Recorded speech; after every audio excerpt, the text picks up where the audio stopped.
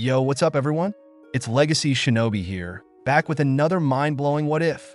Today we're diving into what if Naruto inherited the Moonlight sword style, a Naruto X God of high school crossover featuring Naruto and Kiomi. Imagine Naruto mastering the deadly and elegant Moonlight sword style, blending his ninja skills with the devastating techniques from the God of high school universe. How would this deadly sword style change Naruto's approach to combat? And what kind of power would he wield? With Kiomi by his side, you know this is going to be a crossover packed with insane action and epic moments. Before we get started, don't forget to like, share, and subscribe if you're ready for more of these wild what-ifs. Alright, let's dive straight into the story. Chapter 1. A fated meeting. Naruto was rather furious with the current predicament that he found himself into. It was only 2 months that he had been taken on a training trip for 3 years with Jiraiya of the Sannin with the goal of getting stronger to be ready for the Akatsuki, who had gone into hiding for another 3 years to make preparation to hunt down the Jinchuriki. At the beginning, Naruto felt confident that with the training of the strongest Sannin, he would be capable of one day fulfilling his promise to his crush and teammate Sakura Haruno of bringing back Sasuke Uchiha. His former teammate, who went rogue in search of acquiring the power necessary to hunt down his older brother, who had massacred the Uchiha clan, leaving only him as the survivor. Naruto had understood the Uchiha need to avenge his clan, but it was the Uchiha choice of sensei that had ticked him off, as it was none other than the snake Sannin Orochimaru. Under any circumstance, being trained by one of the legendary 3 Sannin would be an honor, but Orochimaru was a rogue shinobi of the leaf, who had fled the village after his atrocity of human experimentation was discovered by his former sensei and Sandaime, Hokage Hiruzen Sarutobi. But that wasn't enough reason for Naruto's determination in bringing the boy back. It was because Orochimaru had left his curse mark on Sasuke with the intention of one day taking over the boy as a vessel, as such his brother figure was pretty much selling his soul to the devil, and the more he is left under the tutelage of the snake Sannin, the more the Uchiha would slip away from his hold. Sadly, Jiraiya so far has been wasting his time, as the man had put emphasis on chakra control exercises and a healthy diet with the intention of one day teaching Naruto how to utilize the Kyuubi chakra and dispelling Genjutsu. He understood that Jiraiya had all good intentions to train him into a fine shinobi who could one day combat the threat of the Akatsuki, but what was the point of being taught basic things that will definitely not help him combat S-rank Nuke Nin, who could level an entire mountain? How he envied Sasuke. Right now, for all Orochimaru's twisted personality, he probably had Sasuke put to the ringer teaching him jutsus after jutsu and other shinobi skills that the boy could use, but for him Jiraiya had spent the bare minimum teaching him, as he got distracted a lot whenever they passed a brothel, or if any attractive girl were to walk on the street, he would try to flirt with her, which always ended up with him being smacked around. It also didn't help that Jiraiya always took his research as his priority in order to write one of the biggest books in the Elemental Nation, and in order to get the material for the book, he used the girls at the hot springs as an inspiration, with his methods being peeping, which often end up with the older man beaten on the ground. 2 months, and Naruto was in the process of pulling his hair in frustration at the rate they're going through. He will never be able to achieve his dream of becoming a Hokage, or ever hoping to reach for his brother figure Sasuke. And what about Sakura? How is she going to like him if he is weak, unable to fulfill his one promise? Naruto didn't know how long he had been outside, as he had decided to leave the hotel booked by Jiraiya in order to clear his mind. But one thing was for sure, he was getting tired and drowsy, deciding to succumb to his desires of rest. He slept outside, something he had done multiple times, and nobody cared enough to tell him otherwise. It was only a minute that Naruto had woken up, realizing that change of scenery than the one he was previously in. He was obviously lying in a bed as he looked around the room with curiosity, as that wasn't even an hotel room, and some of furniture looked to be quite advanced even for a shinobi village as big as Konoha. "Where am I?" asked Naruto as he cautiously stood up from the bed, looking around him, realizing that he wasn't tied to the bed or had shackles, so he doubted that he was kidnapped. But maybe the attacker didn't feel threatened by him, so he didn't restrain him. But one thing was for sure, nobody would give their prisoner such a comfortable room. Opening the door of the room, he found that it wasn't locked. Instead, he was welcomed by the long hallways, although the state of the hallways was not really the best as compared to the room he was in that was well furnished. Trusting his instinct, he walked towards the end of the hallway as he utilized the skill he had developed from a young age, and that his stealth as he walked in the darkness. Unluckily for him, he didn't have his invisibility sheets that he used on multiple occasions to avoid Chunin, and he wasn't really familiar with the place, so he couldn't use field advantage. So he resorted to tiptoeing and had to thank Jiraiya for bothering to teach him how to walk without making a sound. As he reached the hallways, he found himself peeking out around the large room, which showed a large perpendicular wooden table that reminded him of the meeting room in Konoha Council Chamber. But in the head of the table, there was a throne made out of cement, and sitting on it was a white-haired woman with shoulder-length hair. She wore a sleeveless shirt that exposed her midriff with a small black tie to go with it, dark-colored short shorts, dark gray thighs, and white gloves over her hands. Over her sleeveless shirt, she wore an encompassing dark cloak which covered her right arm. But what intimidated Naruto was the multiple types of swords that were stabbed behind her throne, but oddly enough, he felt a warm sensation inside his heart that he knew that person, but couldn't place his finger on it. "Are you going to keep hiding the whole time?" came the voice of the mysterious white-haired woman, who opened her eyes to look at the wall where Naruto was hiding. Naruto's eyes widened in surprise, but decided that given that she hadn't even attacked him so far, that she was a good person in his own book. So complying with the white-haired woman's demand, he came out of hiding as he looked at her emotionless look as her left hand was resting on the throne armrest. "Who are you?" asked Naruto. Usually he would have shouted and demanded the identity of the person, but for some reason every cell in his body told him that she was dangerous. Something not even Orochimaru, Itachi, or Kisame had managed to elicit from him. "My name is Mirayu. You could say I'm your ancestor," said Mira with a casual tone, but who could blame her with everything she went through? The idea of meeting an ancestor from a different era didn't seem far-fetched. Naruto blinked multiple times as he registered what was said. "Yeah, I call that bullshit," said Naruto as his brashness came out at full force. Mira was quite amused to say the least, as she watched her descendant inherit her stubbornness. "Show yourself, you stinking fox. I will not fall for your deception," shouted Naruto bravely, as he pointed at the white-haired woman who seemed to burst out in laughter, irritating Naruto to no end. "The hell are you laughing at, Kyubi?" shouted Naruto before the women stopped laughing and took a serious expression as she snapped her fingers and the room changed, revealing the sewer, and to Naruto's surprise and horror, the mighty Ninetales was beaten black and blue. Snapping her finger, once more they were back in the throne room as Naruto was trying to understand what he had witnessed. "What the hell just happened?" asked Naruto, quite confused as the women adopted a smirk. "As you have guessed, this place that we are currently residing in is your mindscape. But unlike with that 10-foot fox that seems to be sealed in your stomach, I could alter this place to my desires. So I had it changed to suit my needs, and because it was somewhat sentimental in some way," said Mira as Naruto nodded, understanding a little about the mindscape from Jiraiya's explanation, as well and how to meet the Ninetales. "As for the 10-foot fox, my original goal was to come here in order to train you in the sword style that was originally taught in a dojo to other kids.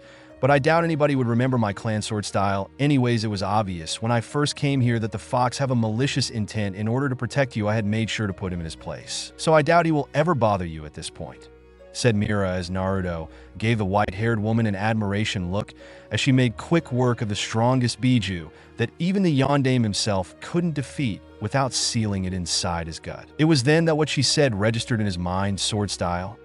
asked Naruto in a curious tone as he looked at Mira, who let out a sigh. "The sword style of the Yu clan is called Moonlight/Wolwang sword style, which require a lot of precision and strength that could cause a lot of devastation. But since I'm the only one in the family that have taken the sword style to another level, I will teach you as well how to control the output of energy to not have everything crumble in your grip," said Mira with a smile as she remembered how she had tried to dig a well, but the pickaxe just broke in her grip after 2 swings. Naruto was taken aback that someone was willing to teach him. "Wait, you're really going to train me like no ditching me, or you being a proud pervert like my 2 senseis?" said Naruto with a cautious tone as Mira blinked a few times before she bursted once more in laughter as she was really enjoying this too much. "No, I am not a pervert as your 2 Jonin sensei, so don't worry, and I'm not going to ditch you like the 2 of them. I'm really genuine about teaching you. Besides, I have nothing better to do here," said Mira with a smile on her face as Naruto smiled. Maybe this could be his chance to finally be strong enough to get back his friend, and maybe get Sakura to love him back. As if reading his thoughts, Mira let out a frown before she decided to speak her mind. "Listen, Naruto. Training isn't going to be the only thing that I will teach you, as other than the sword style, we're going to have to change your overall personality regarding your former teammate Sasuke, Uchiha, and your crush on Sakura Haruno," said Mira as she had taken to watching the boy's memory and didn't like what was happening in front of her eyes. Before the boy could shout in anger, she held her hand, making him stop. "Tell me something, Naruto. What will happen if that Sasuke guy didn't want to return to your village or have taken to killing others for his twisted pleasure? Will you still pursue him in order to fulfill a promise?" asked Mira as she looked as the boy's eyes widened. Unlike with Jiraiya, she had brought a valid point. What would happen if Sasuke became evil and decided to kill others? Will he still selfishly continue pursuing his teammate for a promise? As for that crush over Sakura, and to be brutally honest with you, the girl is a really bad choice. She has taken to abusing you both mentally and physically, but other than that, you don't really like her, said Mira, shocking Naruto by her last statement. "Don't like her? What do you mean by that?" asked Naruto in a confused tone as he looked at Mira. Mira let out a sigh.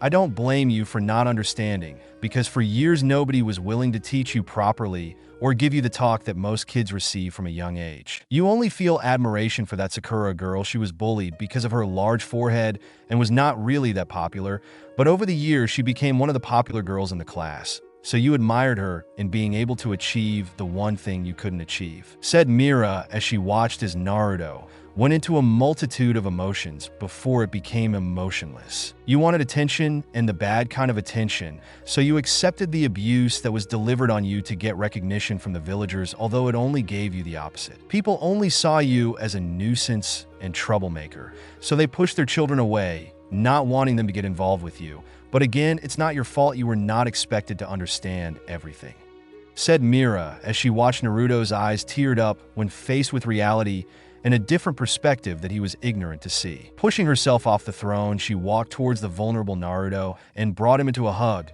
"People always says that men shouldn't cry, but I say screw that. Crying doesn't mean you're weak, it only means you're strong. That you have endured and survived, and most importantly, that you are human. So let me be there to comfort you," said Mira with a smile on her face as Naruto gripped her shirt tightly before he started crying, releasing all his pent-up frustration that he had hidden under the happy-go-lucky facade. It was half an hour that his tears had dried and Naruto had realized how good it felt to be embraced in such a way and given a shoulder to lean on.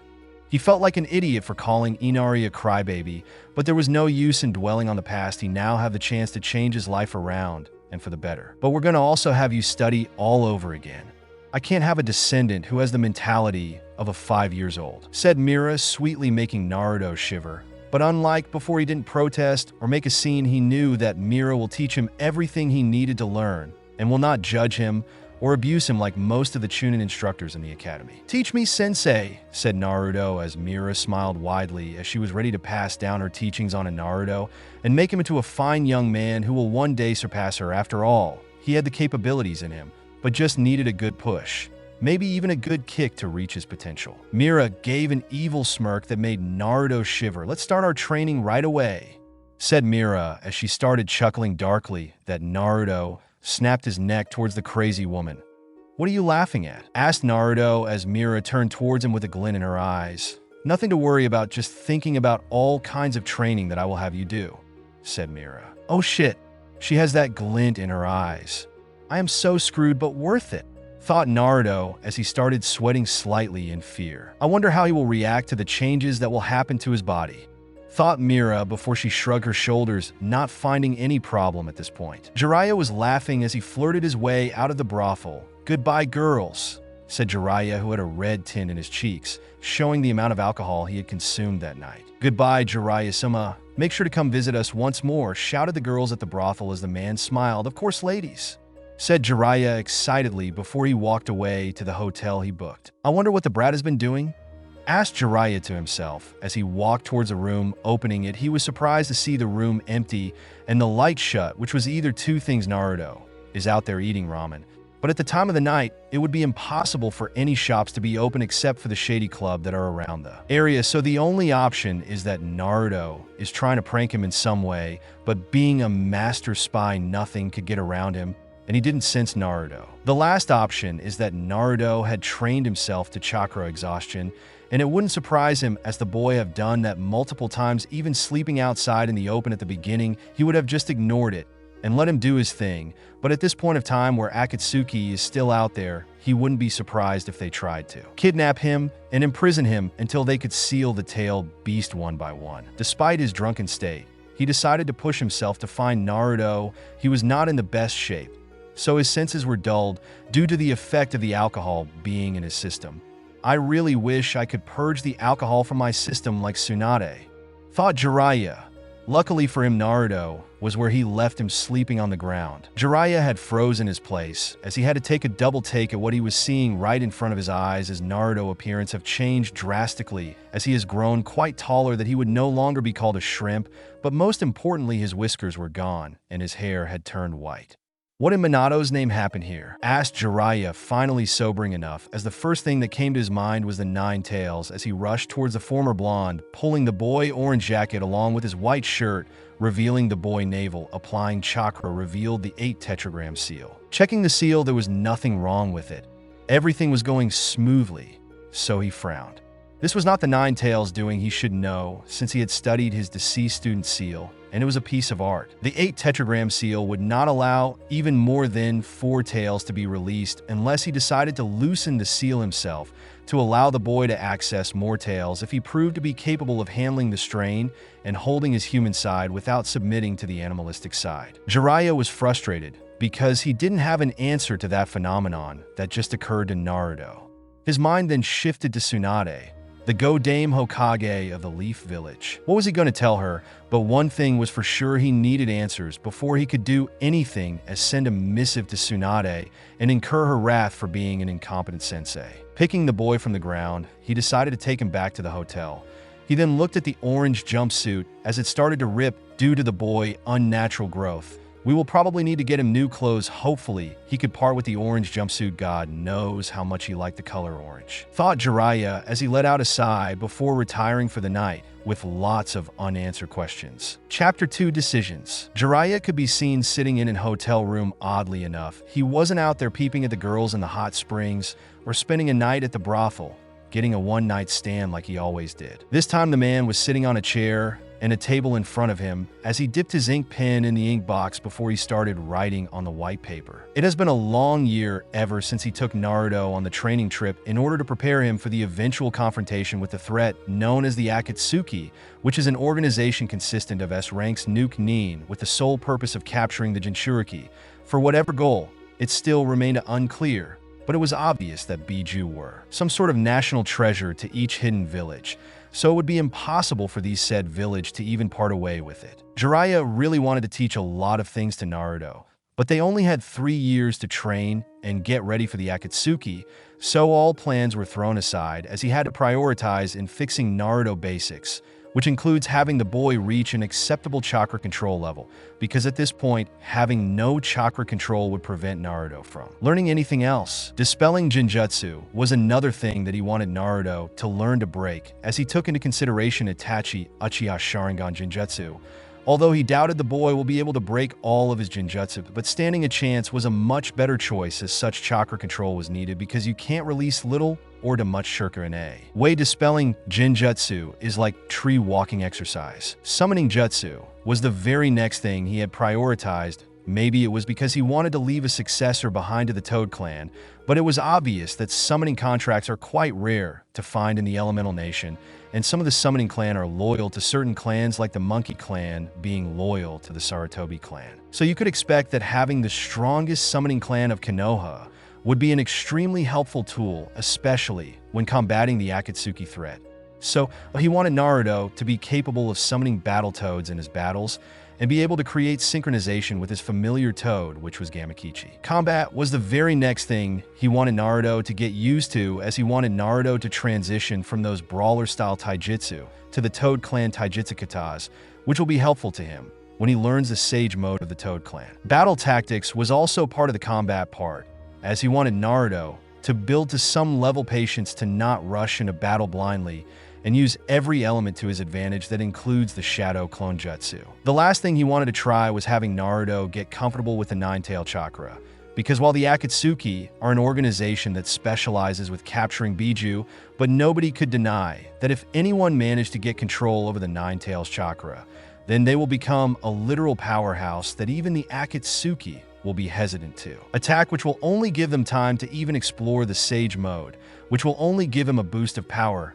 And then the prophecy will come true with Naruto saving the world and ending this senseless bloodshed by creating true peace. That's what he truly hoped, but things weren't the same ever since he found Naruto that day looking completely different than before. He had at first believed that the Nine Tails had somehow bypassed the seal, but that would have been impossible, as he would have sensed it, and when he checked the seal, it was obvious to him that the changes weren't the Nine Tails doing. What he didn't take into account is Naruto's change of attitude that came with his appearance.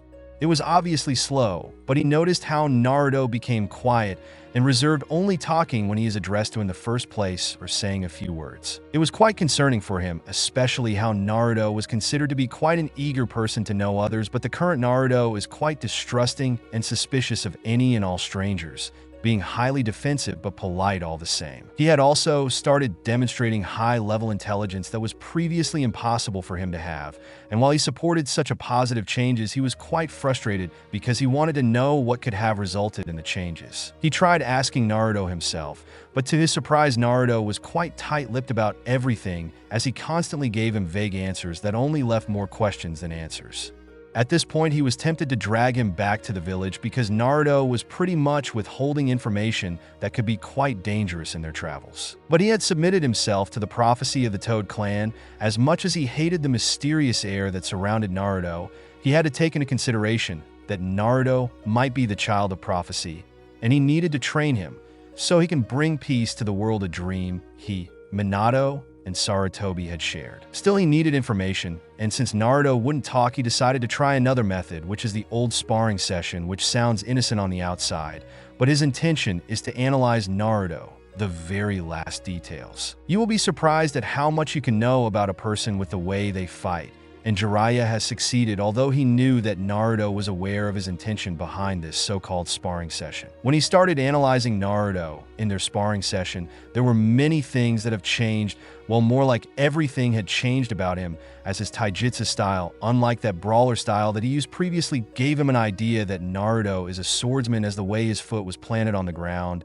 and the way his hands moved further confirmed it. He had to admit the taijutsu style was a very good one, as it was based on the concept of treating your body as a living weapon while also disarming a person off their weapons, and use everything around you. That includes kunai as well, which he could remember when Naruto flung a kunai towards him like some sort of projectile, and it resulted in the kunai to pierce two trees, which if he didn't know any better, he would think that Naruto used wind jutsu, like how Asuma uses his wind jutsu with his trench knives. Then the last problem is training. Jiraiya liked to believe that he was a good teacher. He had taught the Yondaime, who quickly rose up to become the strongest shinobi of his time, and he was still not in his prime. He was very much young. Jiraiya had trained Minato, Yahiko, Konan, Nagato, and Naruto the same way he was taught by his own sensei Hiruzen. Many people had questioned his teaching methods, as he was known to throw the material in the lap of his student before going to indulge in 3 shinobi vices, but despite popular beliefs, he never overestimate anyone's ability, and when he placed the material in his student lap, he is confident that this is within their capabilities, and he was proven right on multiple times. Even Naruto, who had the mentality of an 8 years old, was able to perform an A-rank jutsu, the Rasengan, in a matter of 1 week, which showed and proved to Jiraiya that Naruto was a prodigy, although he was still a coal that needed to be heated to reveal the diamond that is hiding inside. Jiraiya always knew that Naruto has deep fascination for jutsus, having been under his Jonin sensei Kakashi Hatake, who was known for having copied 1,000 jutsus. It was bound to happen that Naruto would take interest in the department, and with his massive reserve of chakra, that idea didn't seem to be impossible. If anything, he believed Naruto would excel in the ninjutsu aspect, but they were running out of time. Besides, ninjutsu required deep understanding in the mechanism of the jutsu, which Naruto didn't have the patience for. So it was a massive surprise when Naruto just simply did as he was told without making an unnecessary fuss about learning jutsu. While that would have made him sigh in relief at not having his ear blown by Naruto's screaming of protest, He suspected that he didn't protest because he wanted him out of his hair, so he could train in other things that weren't in the training plan. That brings him to the conclusion that someone is training Naruto, his own godson, is being trained by another person. Just thinking about the idea in itself was a big taboo. He was supposed to train the child of prophecy, in which mind you was prophesied by Gamamaru, the great toad sage of MT Mayaboku. He really wanted to find that person and give him her a piece of his mind about sticking her nose into other people's business. Despite his anger, he had decided to catch Naruto's interest the same way he did a year ago when he first met him, and that is the typical way to teach him something cool that will make him more eager for more, and taking into consideration Naruto's interest in swordsmanship, which was seen from the way he looks at swords and the way he fights made what he was going to do even more better. He had contacted both Elder Toads Fukasaku and Shima about the situation, and they decided that in order to renew his interest in Jiraiya and fulfill the prophecy, they will teach him the sword style of the Toad Clan, which followed the same basic concept of the Taijutsu kata of the Toad Clan. Sadly for them, they failed miserably as Naruto pretty much considered it a taboo to learn anything other than his mother's sword style. Flashback. The two Elder Toads were resting on both Jiraiya's shoulders, both sporting smiles on their faces. They have all come to an agreement that teaching Naruto the sword style of the Toad Clan would ensure the boy wouldn't run to anyone else for training, as the prophecy needed to be fulfilled. "Are we sure this is going to work?" asked Shima, aka Ma. She was obviously the most concerned out of the two idiots, as she knew that this won't be a pleasant confrontation. "I'm sure it will work. It's Naruto. After all, no matter how much change he went through, he will obviously be interested in learning something cool to impress everyone, including his crush over the pink-haired girl in Konoha. I believe her name was Sakura," said Jiraiya as he giggled perversely, much to the ire of Ma. Putting aside Jiraiya's perverseness, the prophecy made by Gamamaru needed to be fulfilled, or this world won't survive to see another day, said Pa with a small frown on his face, yet held a smile on his face in hope. Naruto could be seen walking towards the mountain area where Jiraiya had called him for their training session. He had obviously changed a lot since he started, as he wore a white shirt with his mother black cloak encompassing his left arm. He was wearing a black cargo pants. His white hair swayed around as the cool breeze of the mountain range hit him softly in the face, but he didn't show any signs of being bothered as he held the emotionless look that he had learned from his mother's emotion control lesson. He found Jiraiya with two toads sitting on both his shoulders. They were obviously a little taken aback by his appearance, but he didn't find any reason to care. "Hello, Jiraiya-san, I see that you've brought two guests with you. My name is Naruto. It's a pleasure to make your acquaintance," said Naruto in a polite tone, impressing the two elders' toads, but found themselves frowning with the way he introduced himself. It was obvious that he had discarded his Uzumaki name. "Likewise, Naruto, my name is Shima. Just call me Ma." Ma introduced herself quite happily that Naruto wasn't a glorified pervert like his sensei. "My name Fukasaku, but just call me Pa," and we're both the elders to the Toad Clan, introduced Pa, quite impressed. "Very well, but why don't we get to the topic? I already know that two Elder Toads wouldn't just come all the way here just to get to know a rookie summoner of the Toad Clan," said Naruto as Pa and Ma sweat, slightly realizing that he is already aware that they have an intention behind this meeting. "I asked them to come here personally since I realized that you have an interest in swordsmanship. Sadly, I'm not really a fan of swords, so I decided to ask them if they could train you in the sword style of the Toad Clan," said Jiraiya with a jovial tone, as he smirked, thinking that Naruto will be more eager. "No," was the response that came from Naruto, which had taken them all off guard, not expecting anyone to refuse such a gracious offer. Obviously, both Pa and Ma were in control of their emotions, but Jiraiya didn't have such control. "Why that? Do you realize how rare it is to get training from two Elder Toads? You should be honored that they are willing to teach you," asked Jiraiya, quite pissed to say the least. "Jiraiya-chan, it's his choice to make. We didn't come here to pressure him," said Pa, slightly disappointed but quite understanding. Naruto didn't seem bothered by Jiraiya's reaction. "I have no issues with the two elders and their offer, but I'm not going to learn any other Kenjutsu style that isn't taught to me by Mom. I'm the 26th master of the Moonlight/Woolwang sword style of the Yu clan, and I'm proud of it," said Naruto with pride in his voice. "Mom?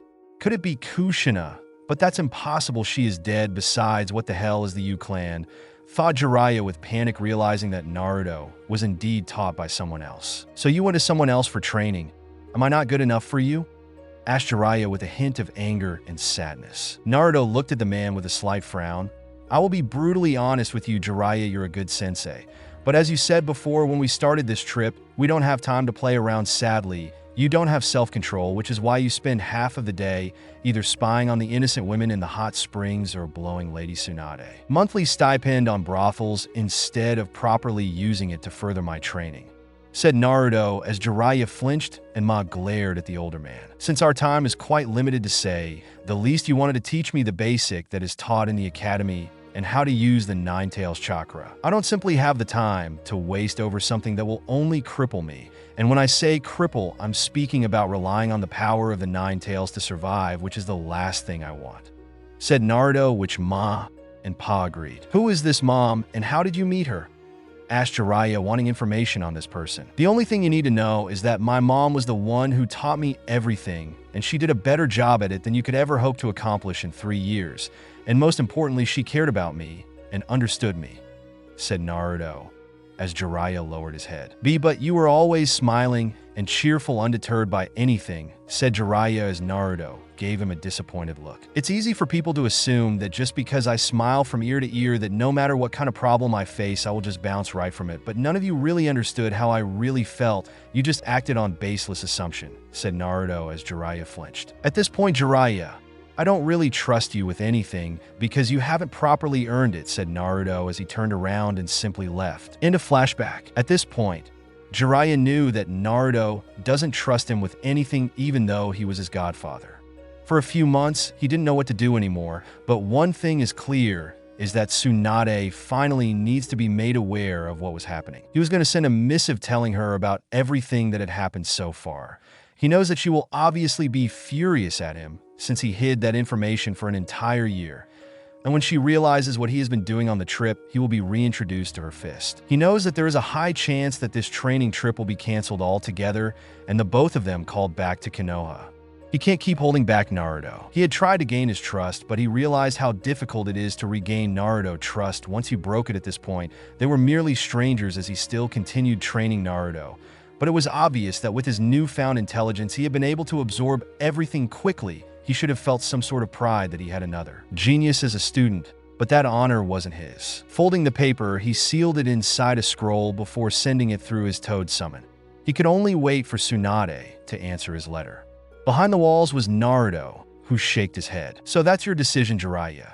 Sorry, but I'm not going to return to the village without completing my training, thought Naruto as he waited for Jiraiya to finally sleep before he left his own letter and departed from the small town far away from the safety of Jiraiya and Konoha. Chapter 3, Kiomi Uchiha. Crash. The entire Hokage mansion shook by Tsunade's super strength as her fist collided with Jiraiya's chest, sending him crashing onto the multiple walls as he laid between the rubble of the destroyed walls. Tsunade was furious beyond anything as she glared at her former teammate.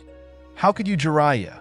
I asked you to train Naruto properly, but instead you tell me that you have been spending the monthly stipend that I have instructed to be used in his growth and houses, and then you hid from me for an entire year about the changes that happened to him. Good job, he ran away, Jiraiya, shouted Tsunade. Lady Tsunade, please calm down.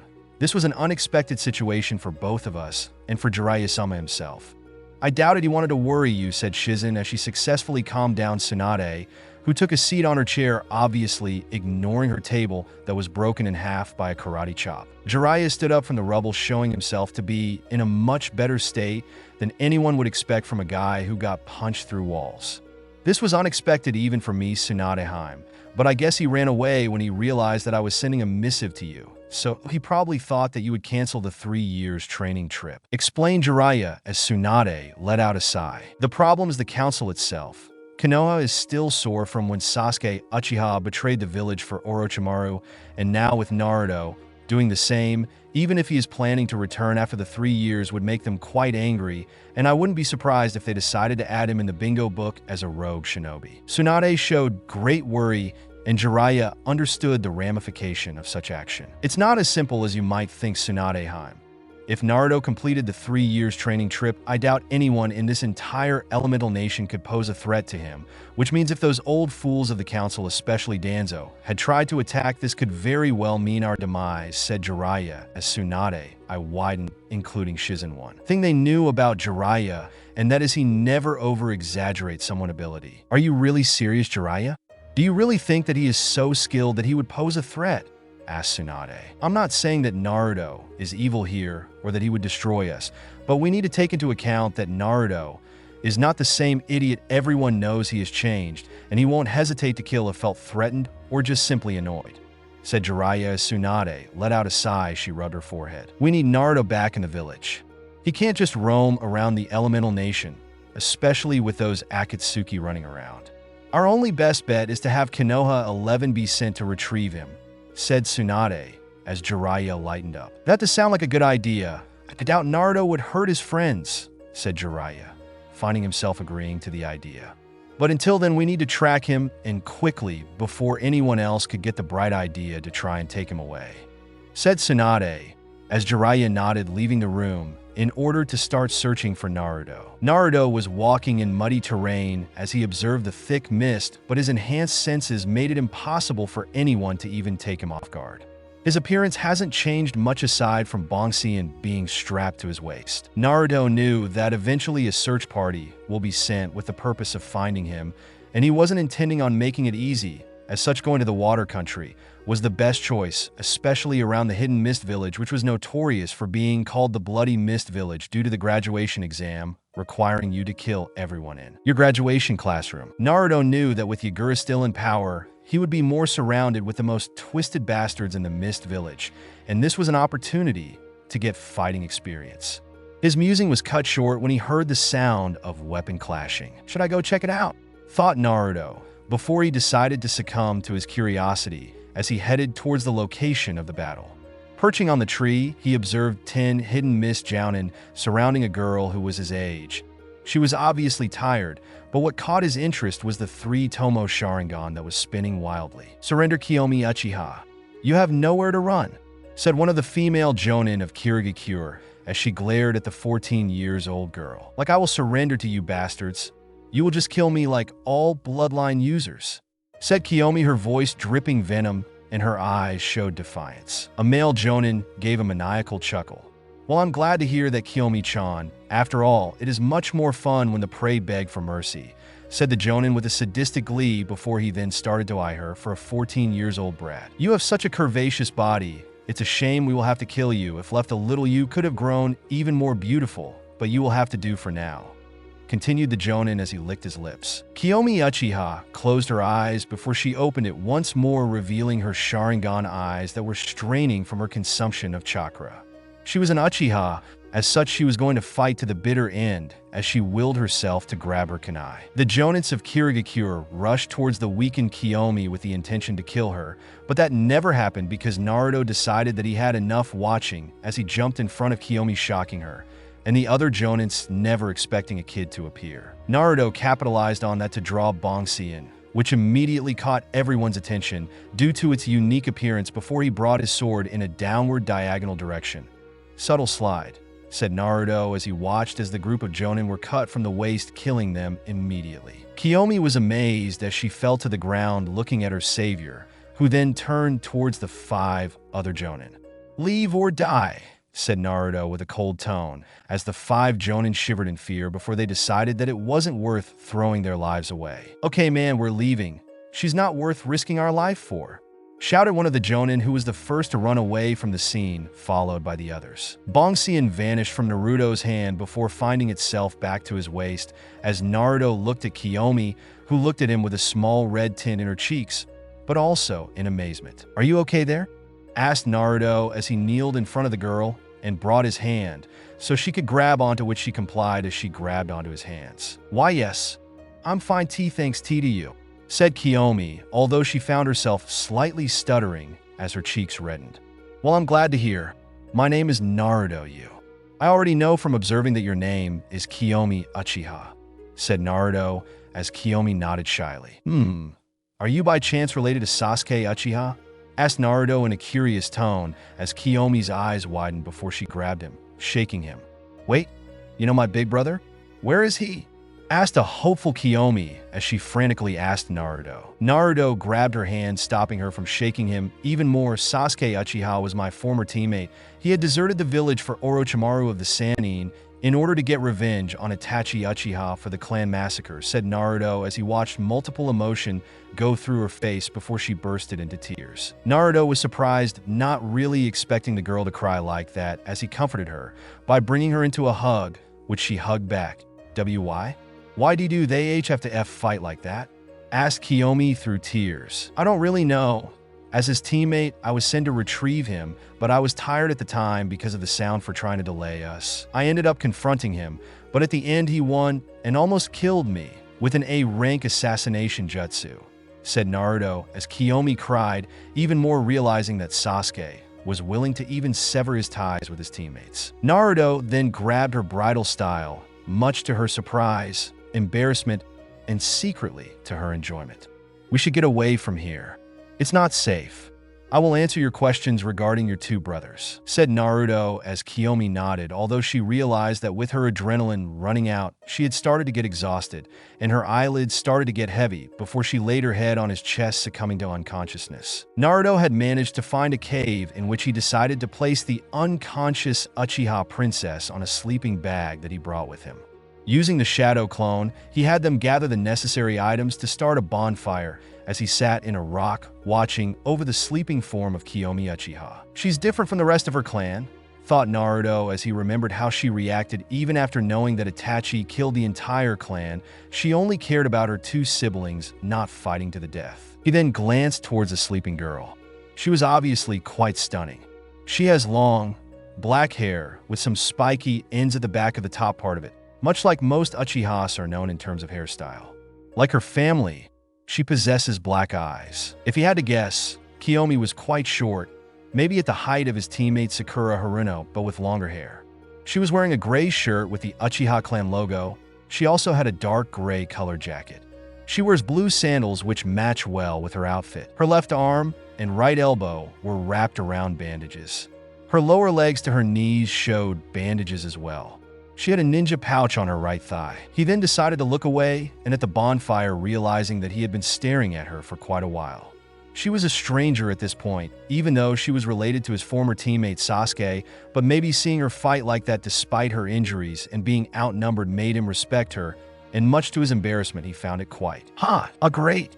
I guess that is one thing I inherited from mom, and that is being into strong women, thought Naruto as he remembered how his mother fell in love with Dewi, and that is because Dewi was a certified badass. He could already hear Mira laughter inside his mindscape, probably finding the entire situation funny and cute. Naruto then decided to finally get to sleep as he leaned his back on the rough walls of the cave and closed his eyes, getting into a light sleep. It was the next day, and Kiomi found her eyes open to be met with the sun rays before she tried to remember what happened the previous day. Before she remembered being cornered, and then saved as she looked around her, noticing the bonfire that was still illuminating the cave, releasing a warm aura which kept her warm the entire night before she looked at the corner of the cave to see Naruto sleeping. She looked down, realizing that she had been sleeping inside her savior's sleeping bag and felt quite guilty about it. She then unzipped the sleeping bag as she stood up, finding herself in her shinobi garment untouched as she stretched her muscles, but couldn't help but give subtle glances at the sleeping Naruto, who had a peaceful look on his face as she couldn't help but remember how he jumped in and saved her, like those stories of the princess and the knight, especially the way he held her made her feel special. But she decided to banish those thoughts. "Don't move too much, you're still injured," came the voice of Naruto, who opened his eyes from his light sleep, making her scream slightly as she looked at the boy incredulously. "You were awake this whole time?" asked Kiomi, a little hesitant, but Naruto just shook his head. "I'm a light sleeper, and considering that we're in the water country, which is close to the Mist Village, this makes it more dangerous to sleep in the first place, but I doubt anyone will find this cave, so you should rest," said Naruto as Kiomi nodded her head as she walked towards the sleeping bag and got in. "I'm sorry if I took your sleeping bag. It must have been hard to sleep on the hard floor," said Kiomi with an apologetic look. Naruto just simply chuckled. "Don't worry about the minor details, but I have a hard time believing that Sasuke had such a beautiful sister who is much kinder and not emo-like," said Naruto with an amused tone as he watched Kiyomi's face redden the compliment. "Can you tell me about my brother Sasuke? And if you know something about Itachi, please tell me," pleaded Kiomi as she gripped the sleeping bag in frustration. Sasuke was a very good person to be around back before the Uchiha massacre. He more than anyone in the village took pride in his cool older brother Itachi, and as such he wanted to one day surpass him to make him and his parents proud, said Naruto as Kiomi simply listened. After the Uchiha massacre, his mind was warped as his perception of his older brother was shattered and only saw the person who robbed him from his family and clan honor. So he isolated himself, keeping mostly to himself and disregarding everyone, including the group of fangirls that he garnered in the academy, said Naruto as Kiomi flinched slightly. At the academy, I was known as Naruto Uzumaki, but the last name hold no value to me anymore, because the last name remind me of what everyone saw me, and that is the Kyuubi Jinchuriki who robbed them from their loved ones, said Naruto with a bitter tone as he looked at the shocked Kiomi before her expression softened. It must have been quite hard being the Jinchuriki of the Nine Tails.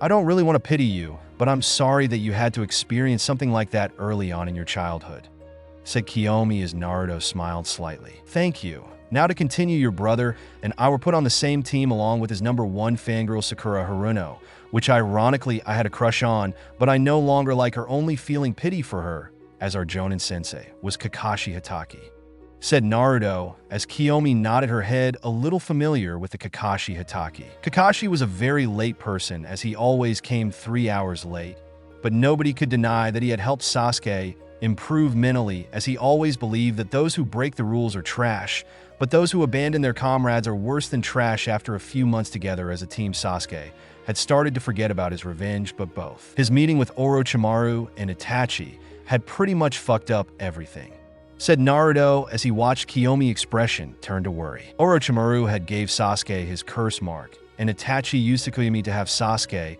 be put in a comatose to watch the clan massacre multiple times.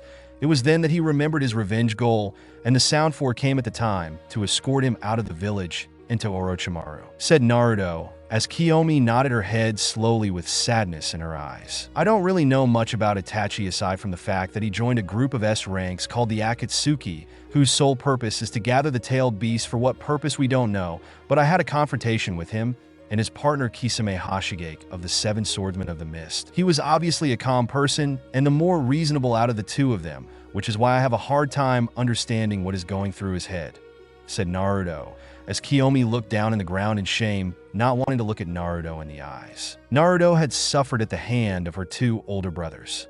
Then why did you save me? My two elder brothers hurt you, so why?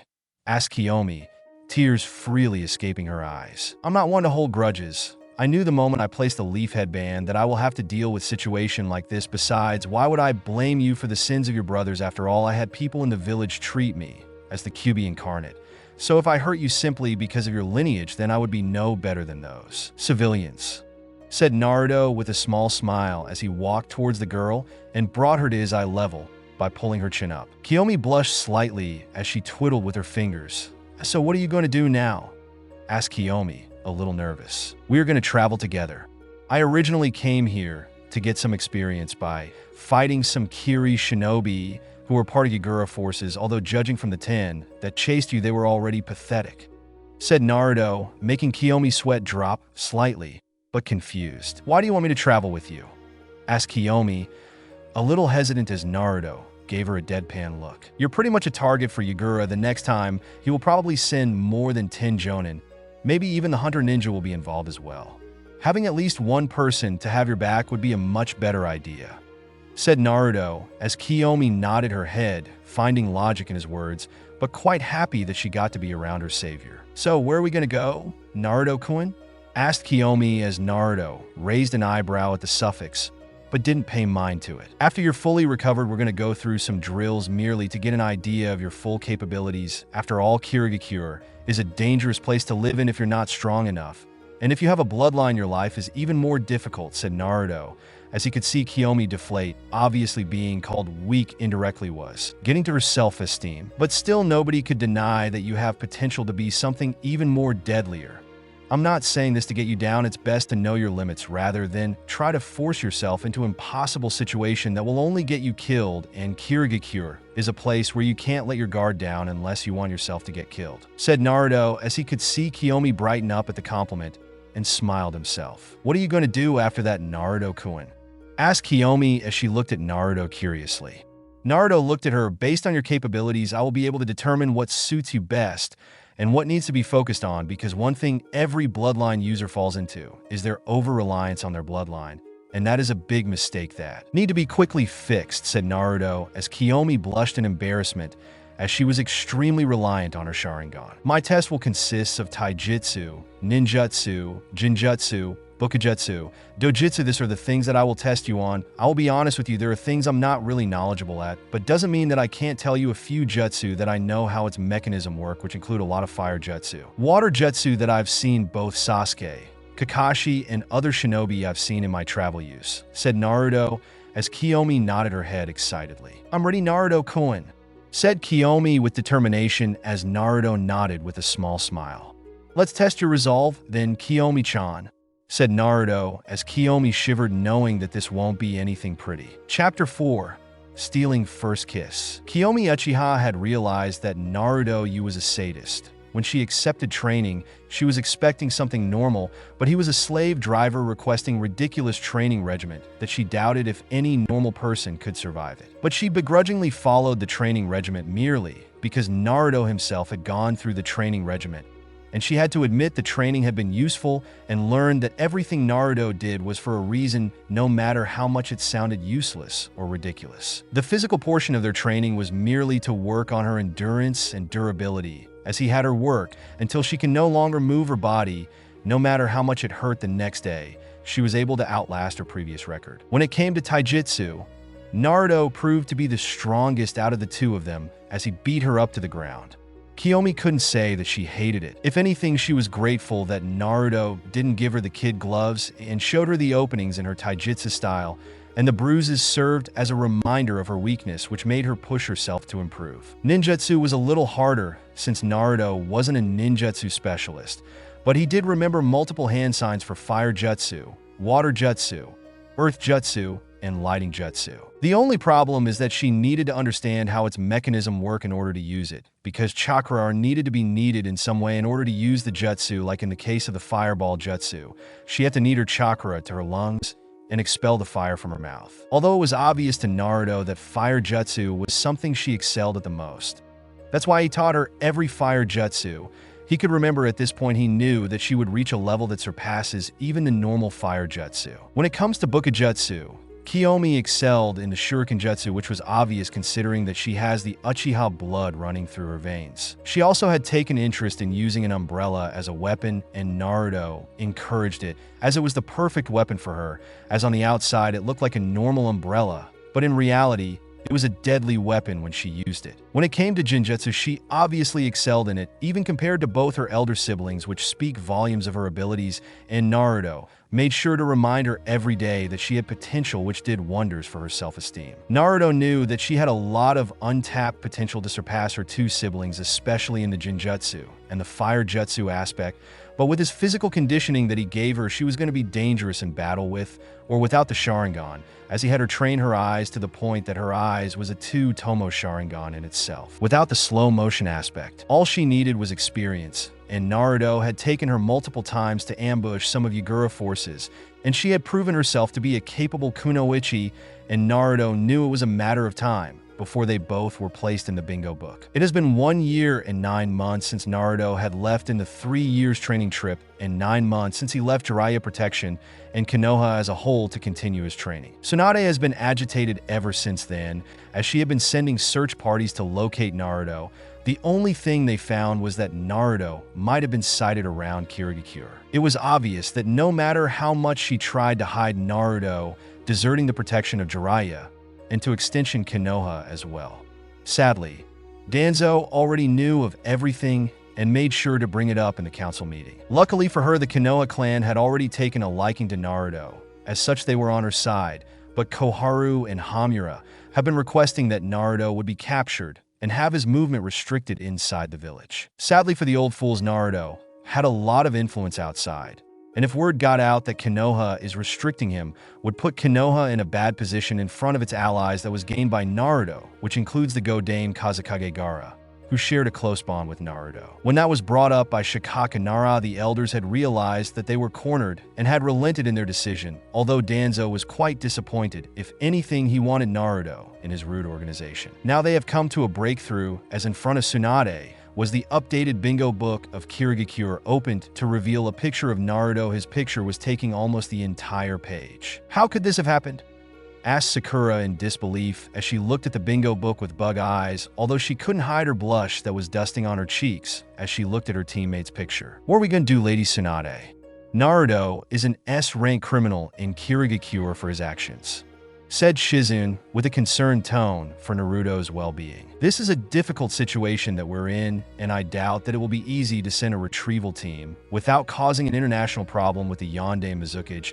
And if word got out that he is one of our shinobi, it will cause even more problem for Konoha, even though I don't really care about the consequences, said Tsunade as she rubbed her forehead as she wanted to send a retrieval team, but her position as a Hokage demanded her to not interfere for the moment. You can't be serious, Master Tsunade. Can't we just do something? Sakura pleading with Tsunade, who frowned at the pink-haired girl. We can't do anything, Sakura. For now, at least, because of his action, the rebel army that is led by Mei Terumi are advancing much more quicker than they anticipated at the pace they're going at. The Yonde Mizuki will be overthrown, and a new Mizuki will be put in place. It is then that we could do something, said Tsunade as she looked at her pink-haired disciple. Do you think he could have joined the rebel army? Sakura was concerned that her teammate might have deserted the village for another. Tsunade shakes her head no. Surprisingly, he had declined the offer of joining the rebel army, but he did offer his assistance. You could say that it's some sort of temporary alliance, said Tsunade. Shizune smiled. I think we got ourselves a new alliance, Lady Tsunade, said Shizune as Tsunade frowned slightly, but smiled. You're right. That might be what we need to ensure that when we get Naruto back in the village, the elders won't get any ideas to have him locked inside the village, said Tsunade. But Sakura tried to argue, seeing that Naruto would be in danger if left alone, but a harsh glare from Tsunade made her stop. Shut up, Sakura. Naruto is not the same goofball that you remember from your academy days. He is an S-rank criminal in Kirigakure who had single-handedly took down a lot of their shinobi, who are all Jonin level, and his swordsmanship was said to have surpassed even the famed 7 swordsmen of the mist, said Tsunade as Sakura nodded her head meekly. I know you're worried for your teammate, but what is the point of acting rashly? We need to be patient, and the civil war is tipping in the rebel army favor. At this point, by the second year, they will already have defeated Yagura, and a new Mizuki will take the Yonde in place. And he would remove Naruto from the bingo book, which will help us easily. Grab him from there legally, said Tsunade. I understand, Master Tsunade, said Sakura, although she wasn't really happy with being unable to do anything, but she had to agree this situation was beyond their capabilities. Excuse me, Master Tsunade. I will head to the hospital to further my studies, said Sakura as she bowed down to her master before walking away, frustrated at her weakness. Kiomi Uchiha liked to say that she was strong. After all, she had overcome the one thing every Uchiha had fallen into, and that is the curse of hatred. She had a terrible childhood, as despite being the daughter of the clan head Fugako Uchiha, who, mind you, was a good father even with all his stoicism and ignoring her and Sasuke for Itachi. Sadly, the Uchiha clan were extremely prideful people, which borders even arrogance, as her birth had caused a lot of problems among the clan, as an old law stated that the Uchiha clan head should have strong male offsprings, but she was a female. So in the clan eyes, she was an abomination. Her life was constantly in danger. Maybe that was why she was never allowed to even leave the house. Fugako had tried to convince the clan otherwise, as despite her young age, she had a lot of potential that could even surpass Itachi himself. But the Uchiha clan elders were extremely traditional, and the idea of a female heir to surpass the male heir was blasphemy to them. At the end, her father knew that he couldn't do anything, and if he pressed on the matter any further, his clan head status would be revoked, and another traditional clan head would be put in place, and won't hesitate to have her killed. So with a heavy heart, her father and mother had come to a decision, and that is to send her away from the village and to an acquaintance in Kirigakure who will raise her and offer her a somewhat normal life. She could remember vividly her mother crying and her father trying to put on a brave face, but couldn't hold back the single tear and the look of self-loathing. She could remember her elder brother Itachi, who hugged her tightly, unable to part ways with her, but had to let her go for the sake of her future. Sasuke, on the other hand, was unaware of everything. He wasn't told anything, because he was too young to understand at the time the heavy decision that adults had to take. Her life in Kirigakure was difficult at first, as she had to get used to her new family members, but that didn't last long when the Yonde Mizuki had started the bloodline purge, and her adoptive family were killed, and she had to live and survive on her own. Despite her immense courage to have survived all of this without going mentally insane, she was still unable to get the courage to confess her feelings for Naruto, the one person who saved her from being raped and killed by multiple Kirigakure Jonin. The one person who stood by her side and trained her to become who she is today, and the one person who supported her in her dreams of one day stopping her two elder brothers from their suicidal ambitions. She could only watch as Naruto slept inside his own sleeping bag. His face was much calmer, his breathing regular. It always made her heart pound every time as she watched his peaceful sleep. Every night, she would sit in front of him admiring him, before she slept as well inside her own sleeping bag that formerly belonged to him. This time, she couldn't help the movements of her hands as she cupped his cheeks gently, and her lips twitched every time as she leaned slowly, her lips inches away from his, before she stopped hesitating. But one look at his face, and her lips connected with his. At first, it was a simple peck on the lips, but she found herself desiring more and more as each kiss became longer than the previous ones. Her eyes closed, savoring the taste of his lips, being unaware that Naruto was already awake. Kiomi leaned her forehead with Naruto as she took a few deep breaths. "Naruto, can I love you? I'm sorry for not being able to tell you properly face to face, but one day I could finally express my feelings properly," said Kiomi, her eyes closed as she poured out her feelings. Naruto smiled slightly as he brought his arm around her waist. Before she could react, he pulled her to a kiss, surprising her as her eyes flew open to see that Naruto was awake the whole time. Separating from the kiss, her face turned atomic red. "And Naruto-kun, why you were awake this whole tea time?" asked Kiomi in shock as she looked at her crush, who gave a smirk. "Yeah, I was awake this whole time," said Naruto with a smirk as he looked at Kiomi, who started twiddling with her fingers nervously. "So you heard my confessions as well?" said Kiomi nervously as she was unable to look her crush in the eyes. "Yes, I also love you, Kiomi-chan. I'm sure my kiss was enough to prove that," said Naruto with a small blush as Kiomi looked at Naruto in the eyes and couldn't help the tears of joy as she jumped towards him, engulfing him in a hug as she smashed her lips with his arms and found itself wrapped around his neck. Naruto, on the other hand, wrapped his arms around her waist as he let the girl take the initiative with the kiss. Separating from the kiss, Kiomi was quite overjoyed, as even though she confessed her feelings without knowing that Naruto was awake, she considered this a success in her book regardless. Grabbing the zipper of the sleeping bag, she pulled it down as she got inside the sleeping bag with her hands wrapped around Naruto's waist. Naruto pulled the zipper up to his chest while wrapping his own arm around her waist. It was quite tight between them, especially her that was pressed tightly on his chest, making the two of them blush. Naruto gently brought his hands to gently caress her hair while she rubbed her head onto his hand, enjoying the affection that she was being shown. "So Naruto-kun, does that make us be boyfriend and girlfriend?" asked Kiomi with a small blush as she looked Naruto in the eyes. "Sure, I don't see why not," said Naruto with a smile on his face, something only she had such a privilege to see on his face, as she leaned her face upward, catching his lips with hers. "Good night, love," said Kiomi happily as she let her body relax on her boyfriend's arms while Naruto smiled. "Good night, hun," said Naruto as he waited as her eyelids closed in exhaustion, as he waited patiently as her breathing became stable, and then closed his own eyes as well to finally relax. Although he was obviously pulled into his mindscape to meet his mother, who he might add was a sucker for romance, which was a shocker to those who didn't know her on a personal level. She obviously congratulated him, as any normal mother did to her children who found a special girl, and then she went on a tirade about how to treat a lady and how to make them feel special, while also adding a few of her own stories about her love life with Dewi. He was grateful for his mother no matter how weird she can get, but he loved her the way she is, as he can act around her normally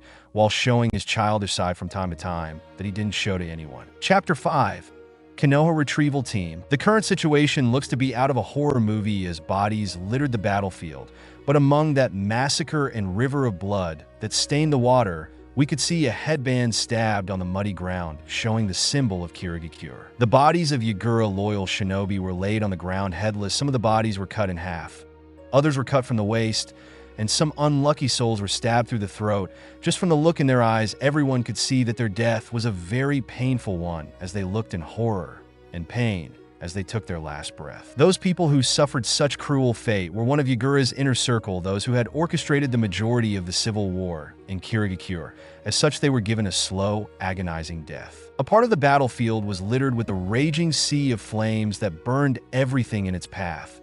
Bodies could be found, but due to the intense flames, it was difficult for them to be identified. Some had simply burned to ash. That was what Ao had to witness. When he stepped foot on the massacre, his eyes darted everywhere, recognizing some of the dead bodies of former comrades who chose to side with the Yonde Mizukage.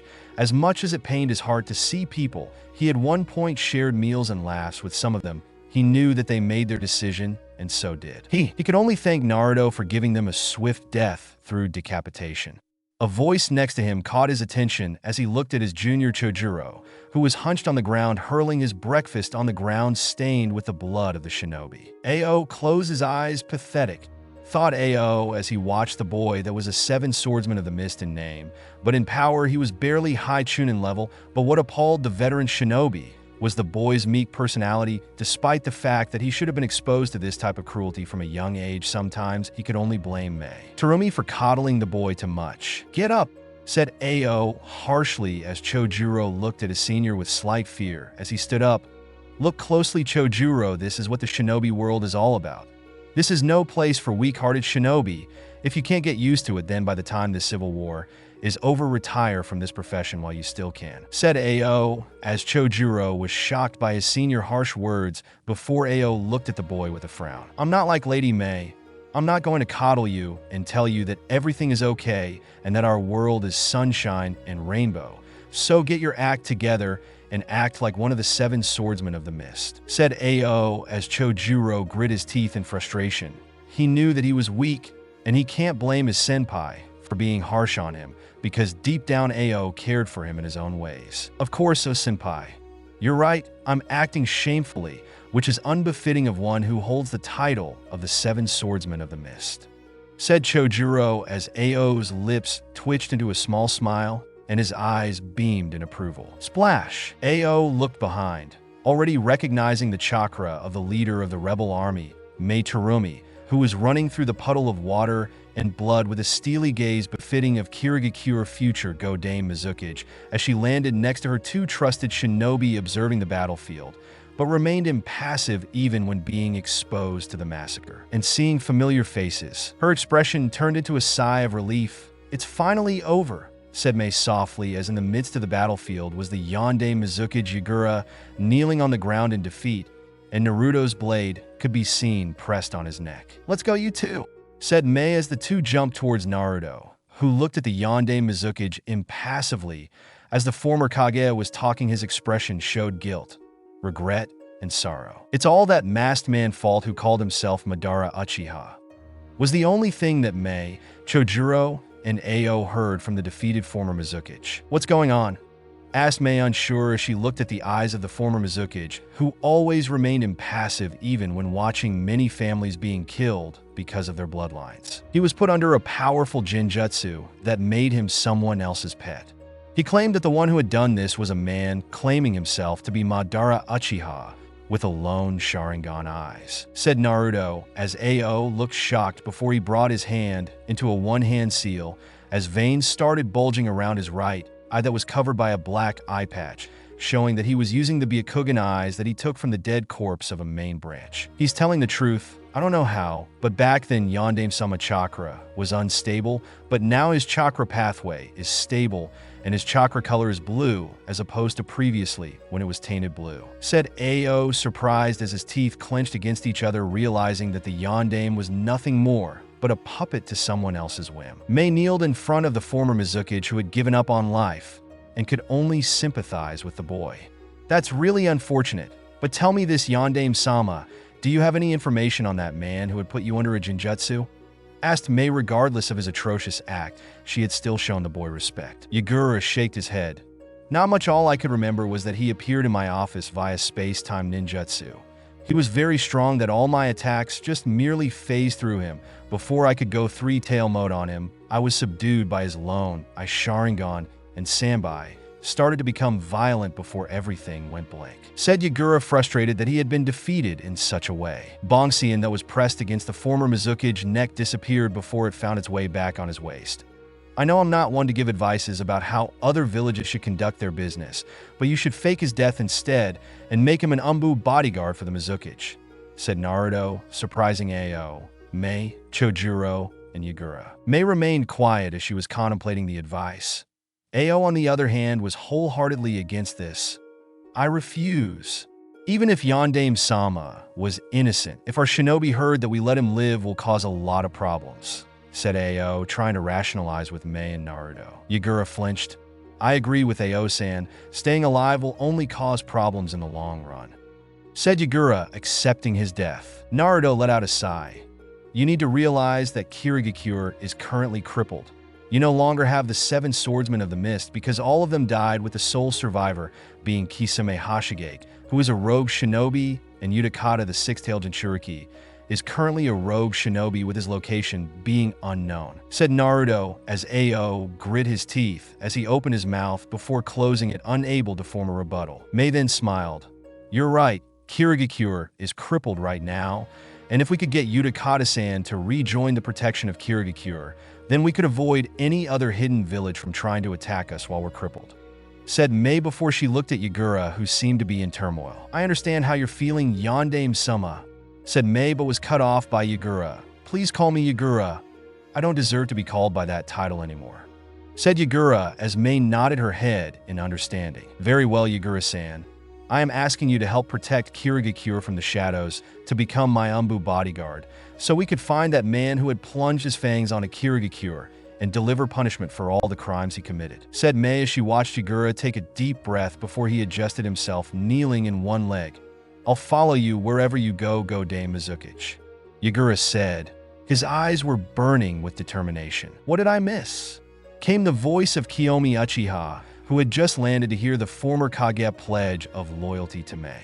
Naruto let out a sigh before he explained to Kiomi what had occurred, and she had an understanding look as she watched Mei go through their village procedures. We'll have to put a seal on you to change your appearance, because we can't have others find out what had occurred here until everything is properly settled, and then we can announce the truth to the public.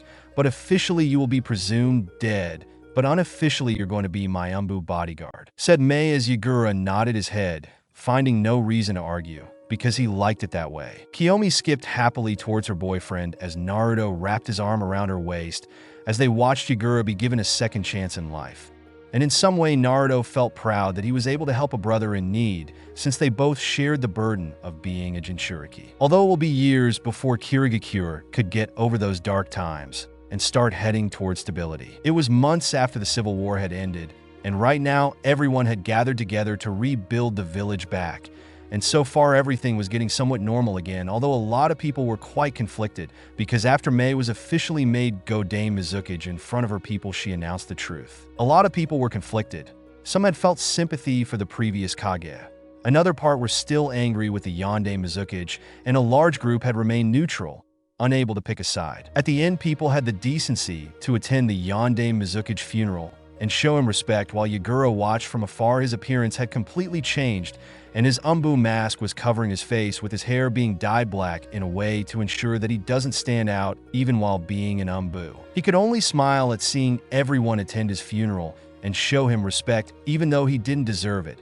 But that action only ensured and strengthened his loyalty to the village that was robbed from him. Naruto, on the other hand, had decided to take the Dame Mizukage offer in staying inside the village for at least a month, as the people of Kiri wanted to repay their heroes in some way. So he and Kiomi were given a hero treatment, and in some ways it felt nice for Naruto, who had only known the look of hatred. Children looked up to him and had taken to learning swordsmanship, with some of them aiming to become one of the 7 swordsmen of the mist, which may have put a priority in retrieving the national swords of Kirigakure, as some of the hunter ninja were dispatched to retrieve what they could find. Naruto is a very cautious person, something he had learned from his mom, as everything he did showed that he was always on guard.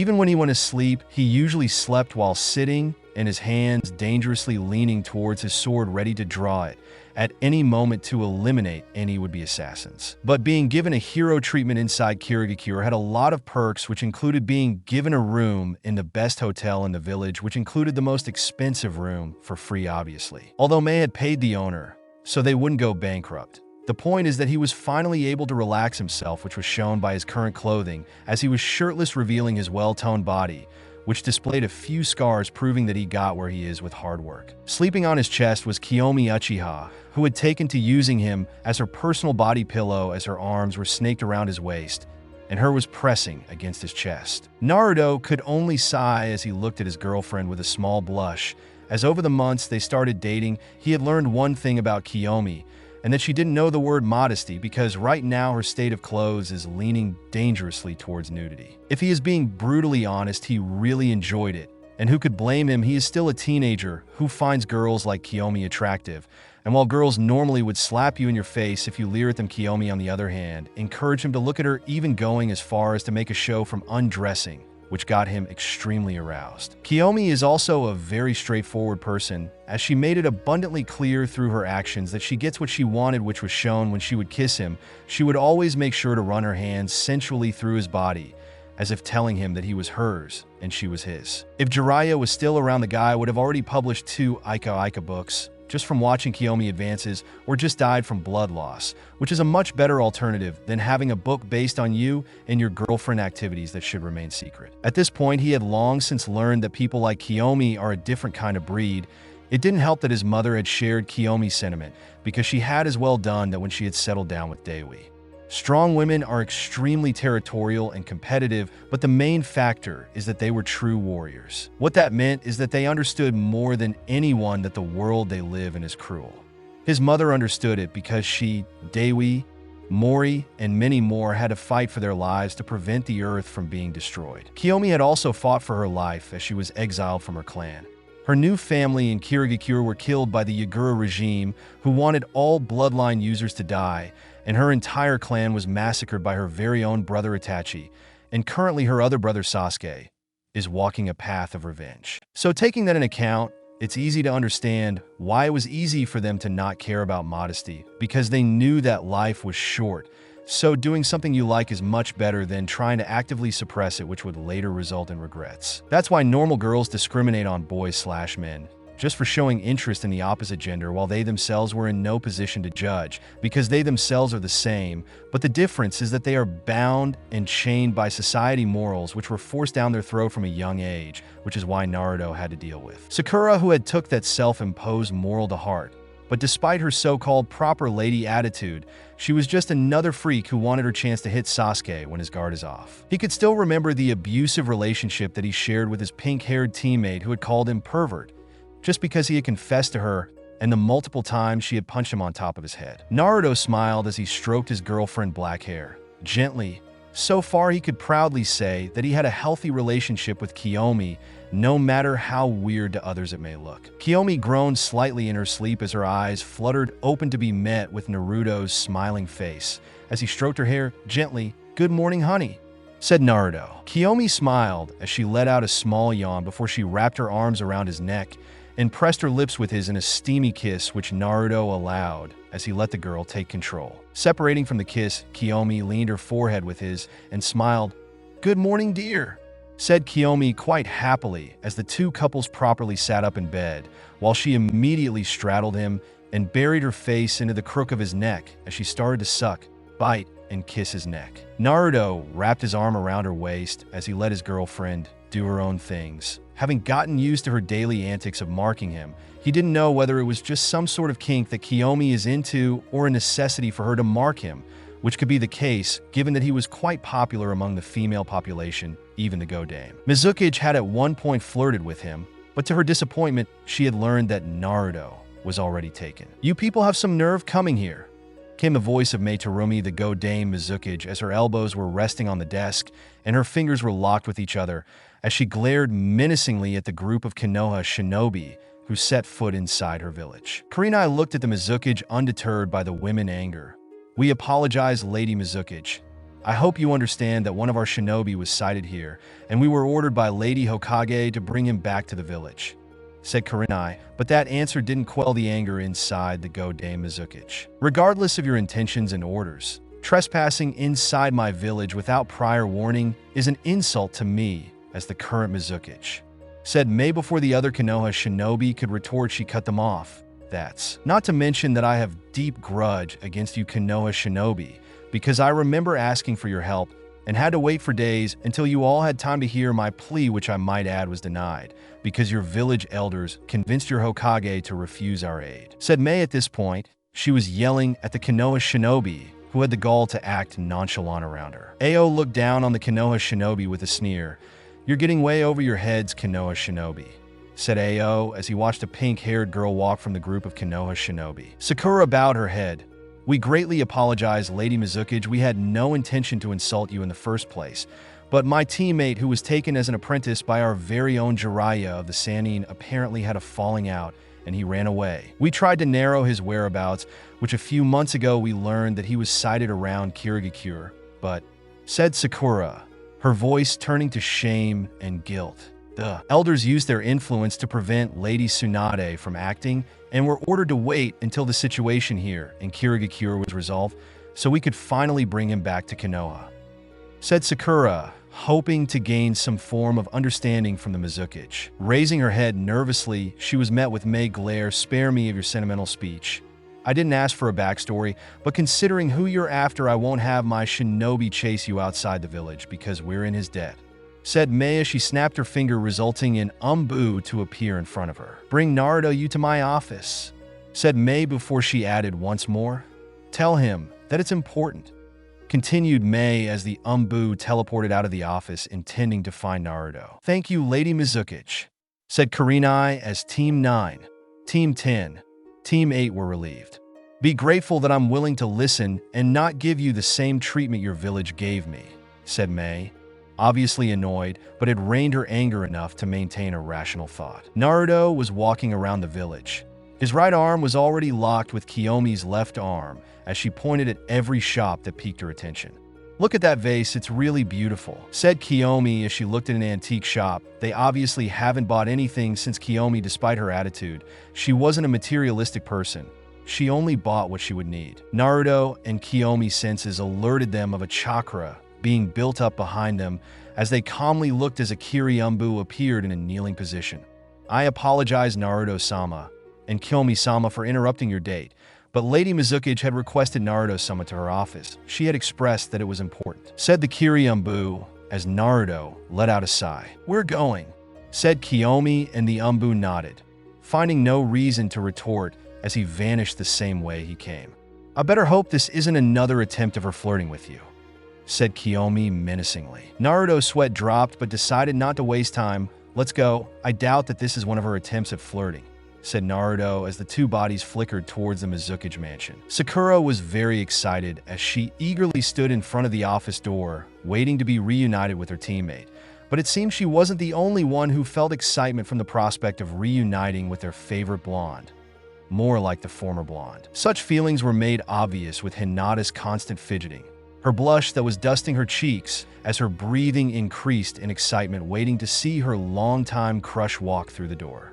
Shino seemed to be expressionless as he always was, but his bugs were buzzing, expressing that Shino was also excited. Kiba was grinning, ready to see his self-proclaimed rival walk through the door. Rock Lee and Mike Guy were the most vocal out of the group of Konoha shinobi as they shouted all sorts of declarations about youth, much to Mei, Ao annoyance, and traumatized Chojuro, who at this point had his eyes covered by Mei, who wanted to protect his innocence. Tenten and Niji looked at the two, quite embarrassed by their Jounin sensei and teammate antics, but were obviously more excited to see Naruto, with Niji being the most excited, having been saved by Naruto and taught an important lesson about life and fighting for one's dream. Ino was blushing and trying to make sure that she was well dressed, as seeing Naruto's picture made her determined to get him before Hinata did, much to the latter annoyance.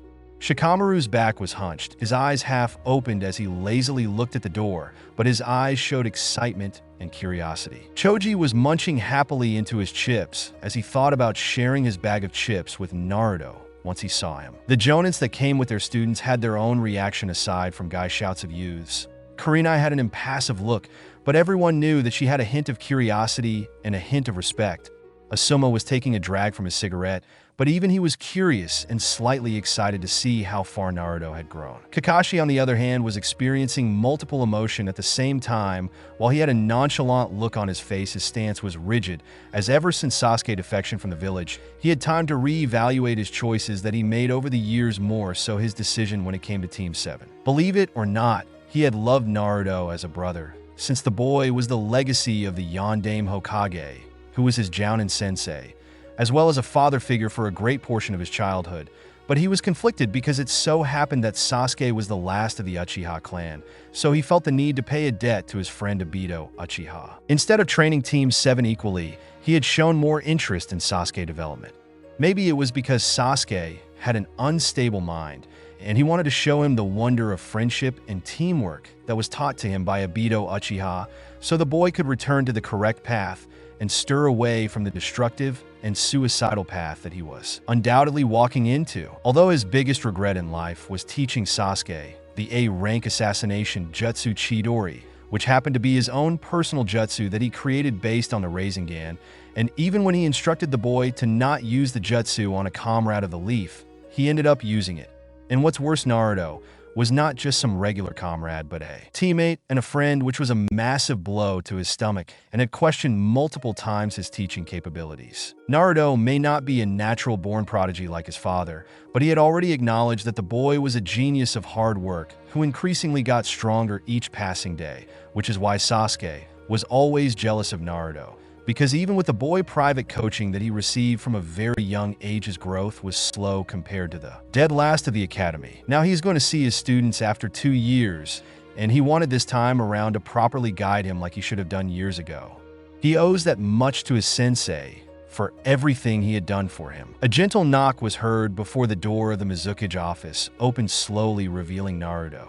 The moment his foot stepped inside the office, the Konoha shinobi felt a sense of fear as the Jonin senseis felt their senses that they honed over the course of years, screaming to them to run away. Akamaru started to whimper as it ran, cowering behind his master Kiba, Inuzuka, who got terrified by his Ninken odd reaction. Shino bugs were buzzing in fear as they warned Shino of the danger that stood in front of them. Naruto looked at the Konoha shinobi impassively. So Konoha misses me so much that they would send 3 teams for Jonins and a former teammate, said Naruto. Chapter 6, Road to Konoha. Naruto was rather annoyed to say the least as he watched the Konoha team that was sent to retrieve him. Looking at what used to be Konoha 11, he could see that they all had grown up from the last time he saw them, and from the looks of it, both Shikamaru and Neji were the only Chunin among their generation. The room remained quiet as the Konoha team felt awkward and nervous. Unable to form coherent words, Naruto-kun, your aura is leaking out, said Kiomi nonchalantly as she walked inside the office, as Naruto realized that he was indeed scaring them with his aura before he decided to rain his aura. Feeling the pressure of Naruto's aura dissipate, everyone could finally take a deep breath as Akamaru calmed down but remained wary. Kiomi then eyes darted towards Konoha 11 with curiosity before her eyes landed on Ino and Hinata, who were both eyeing her boyfriend, and decided to make a point that he was taken. My Naruto-kun, that was very sexy of you, said Kiomi as everyone turned towards Kiomi, who pulled Naruto by the collar, kissing him right on the lips, making sure to make a show in front of the Konoha shinobi by making out with Naruto, who, mind you, didn't resist and kissed back. Neji, Kiba, Shino, and Kurenai turned nervously towards Hinata, who, for the lack of better words, was completely devastated. Her eyes brimmed with tears as she saw the boy she had a crush on from her childhood days simply being taken away by somebody else. It was not simply fair. She had loved Naruto for much longer, and everyone knew that, which is why nobody really approached him with the intention to start a relationship, because they took her feelings into consideration. Contrary to popular beliefs, Naruto was cute in female standards, which was made obvious in the Chunin exam when he defeated the prodigy Neji Hyuga. Hinata was heartbroken as all her dreams of starting a future with Naruto was thrown to the wind, and she had herself to blame for this. She was quite shy and got comfortable that nobody will try to take a shot at Naruto, and that she could take as many years to prepare herself mentally and physically to eventually coming out with her feelings to Naruto, but she paid the price dearly. "Who the hell are you?" asked Ino rudely, basically asking the question that was on everyone's mind as Kiomi separated from the kiss, quite annoyed by the Platinum Girl's rude attitude. "I'm Kiomi Uchiha and Naruto-kun's girlfriend," said Kiomi, shocking everyone in the room, but more so Sakura and Kakashi, with Sakura looking hopeful that Sasuke could return to the village if he learned that a family was inside the village. "An Uchiha? Why didn't we know about this?" asked Asuma, his mind drifting towards his father and wondering if his father knew about her. "What is your relationship with Sasuke, Uchiha?" Kurenai asked, giving Kiomi a critical eye, although she didn't see the stuck-up attitude that she had known the Uchiha for. "He's my twin brother," said Kiomi bluntly, seeing Hinata frown, and Kiba was pretty much eyeing her like a candy, but had to divert his eyes when he met Naruto's murderous gaze that threatened to castrate his family jewels. "Troublesome," came the voice of Shikamaru, whose posture straightened up. The mission perimeter was to bring Naruto back to the village, but this was an unknown variable that we never took into account. "I doubt the elders and civilian council will drop the chance to have an Uchiha inside the village," said Shikamaru, although he didn't have quite high regard towards the civilian council and elders. Guy coughed in his hand. "He may be a goofball and eccentric, but he knows when the situation needs to be taken seriously. I believe we should get to the point in why we came here. I doubt Lady Mizukage has the entire day for us. We need to make this quick," said Guy as everyone looked at the rather irritated May. "So the eccentric one is the most aware of his surroundings. I expected more from the rest of you," said May, annoyed. "Except Naruto-kun, of course," said May, her expressions changing once more to a flirting one, much to Kiomi annoyance and Kakashi approval of his student. "We apologize, Lady Mizukage. To get to the point, we were sent to retrieve you, Naruto-kun. We understand that you wanted to continue the 3 years training trip like it was originally planned, but with you leaving Jiraiya-sama protection, you also left Konoha protection, which the elders couldn't let it simply slide," said Kakashi as he looked at Naruto, who frowned at the old fossil's interference. "I hope you could cooperate with us, Naruto-san. Hokage-sama had a hard time convincing them to have you go outside the village walls for a 3 years training trip with Jiraiya-sama, which I might add had explained that you have grown distant until you left him," said Kurenai. Naruto scowled slightly, but remained impassive as he made a mental link with his mother. "Should I beat them all up or go with them?" asked Naruto as he could see his mother's grin. "As much as it would be enjoyable to see you beating someone up, it wouldn't do good since you're planning to return to the village. Besides, I believe you've gained enough experience as it is." Mira stated her own opinion on the subject. Cutting the mental link, Naruto looked at the nervous group of Konoha wanting to hear his decision. They would have been confident if Naruto was still the same as he was 3 years ago, but he had grown smarter and less trusting as opposed to before, where he trusted everybody who smiled at him. "Besides, aren't you excited to be a team again, Naruto-kun?" asked Sakura. She might have been abusive, but she had supported Naruto and had stood up for him multiple times. That includes the Forest of Death when Sasuke acted like a coward. Naruto looked at Sakura blankly. "Not really," said Naruto bluntly, and Sakura's expression turned to shock and hurt. "We only tolerated each other because none of us were willing to go back another year at the academy," continued Naruto as he looked at Kakashi, who simply flinched. "I'm returning," Naruto said, making everyone happy, but Sakura, Kakashi, and Hinata expression was sour because of their own respective problems. Turning towards the current Godame Mizukage, he bowed to her, which Kiomi followed behind him. "We thank you, Mei-san, for the hospitality. If Kirigakure is ever in need of help, come see me, and I will help regardless of Konoha wishes," said Naruto respectfully. Mei properly stood up from her seat as she hugged Naruto, bringing his face to her bosom, before she took her chance to place a kiss on his cheeks. Although it was too close for comfort, luckily Kiomi had decided that the older women deserve some sort of leeway since they won't be seeing each other for a long time. "It's okay, Naruto-kun. I would have loved to have you as my shinobi, but I understand that you're Konoha shinobi, and I would definitely ask you for help if we ever find ourselves in a pinch. Hopefully our next meeting will be as Kages of our respective village," said Mei as Naruto nodded with a smile that he rarely shows to anyone, making Mei almost have a heart attack from the smile. She then went to Kiomi, hugging the girl, and while they had some sort of rivalry over Naruto, it was obvious that the two had mutual respect for each other. "You're a very lucky girl, Kiomi-chan," I look forward to seeing you grow, said Mei as Kiomi grinned. Same Mei-chan, I also look forward to attending your wedding, said Kiomi teasingly. Much to Mei's embarrassment and Ao fearful look when the word wedding was mentioned. After all, it was common fact that Mei wanted to get married before she go way past her prime, and whenever he mentioned anything about her age, she would threaten to kill him. Kirigakure were very sad that their heroes were leaving their village, but could only stand at the gates to give them a proper farewell. The Konoha retrieval team watched in fascination as everyone in the village bidded their heroes goodbye. Just like his mother, Naruto was very attached to the children of the village, having taken time to make sure that they were all happy. Right now, Naruto was kneeling in front of two children that were crying. The crying girl was a 12-year-old petite young girl with a pale complexion and large, compound-like eyes that lacked pupils, only a haze of gradient purple, making her eyes appear similar to those of insects. She has shoulder-length wavy hair that fades from black into dark purple, usually styled at the back of her head into a flat yakaimaki bun, fastened with a white and purple butterfly ornament. She has center-split, ear-length, voluminous curtain bangs that flow down to frame the sides of her face, with two slightly thinner, chin-length locks of hair in front of her ears below them. Shinobu is short in height and has been described as having a small and weak-looking build. The second boy was Ju Tomioka, a 12-year-old tall young boy of a slight muscular stature and pale complexion, who due to his traumatizing childhood is almost always seen wearing a serious and emotionless expression. He has unruly black hair of uneven lengths that sticks up in tufts around his head, which he wears tied back in a low, messy ponytail at the base of his neck. His bangs fall over his eyes in an uneven fringe. His eyes are sharp and moderately large. Their iris is a deep sapphire that fades to a lighter blue, and their pupils a bluish black, and are framed by thin eyebrows. Naruto had the two children in his arms, hugging them as they released their emotion of sadness.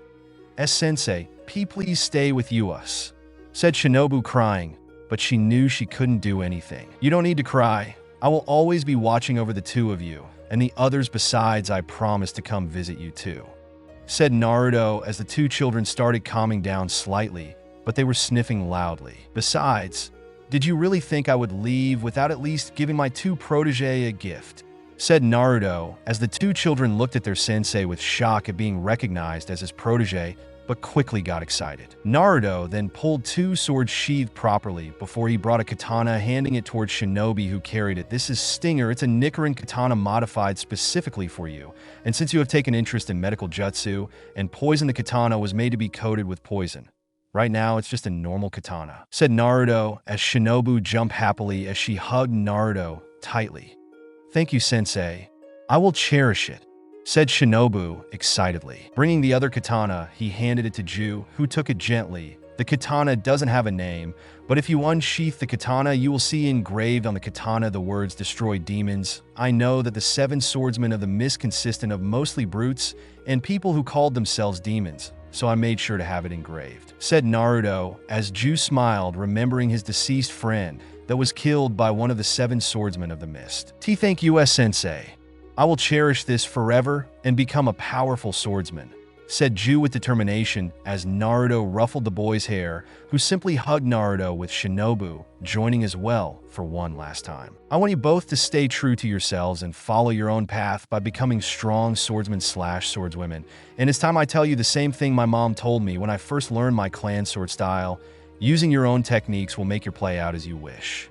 That is the secret of my sword style. And you should do the same and know that I will always be proud of you no matter how short our time was," said Naruto as the two 12-years burst into tears once more and promised to become strong. Kakashi watched the scene and turned around, his eyes brimming with tears as the more he looked at Naruto interacting with the two children, the more he was reminded of his Jounin sensei and father figure Minato. "Your son has grown, Minato sensei, and all on his own," thought Kakashi. A hand was gently placed on his shoulder to see his best friend Guy, giving him a reassuring look. Neji watched Naruto and could see his father's image overlapping on Naruto and his own image overlapping on the two children, and he could only shed a tear. "Father, is that what you felt?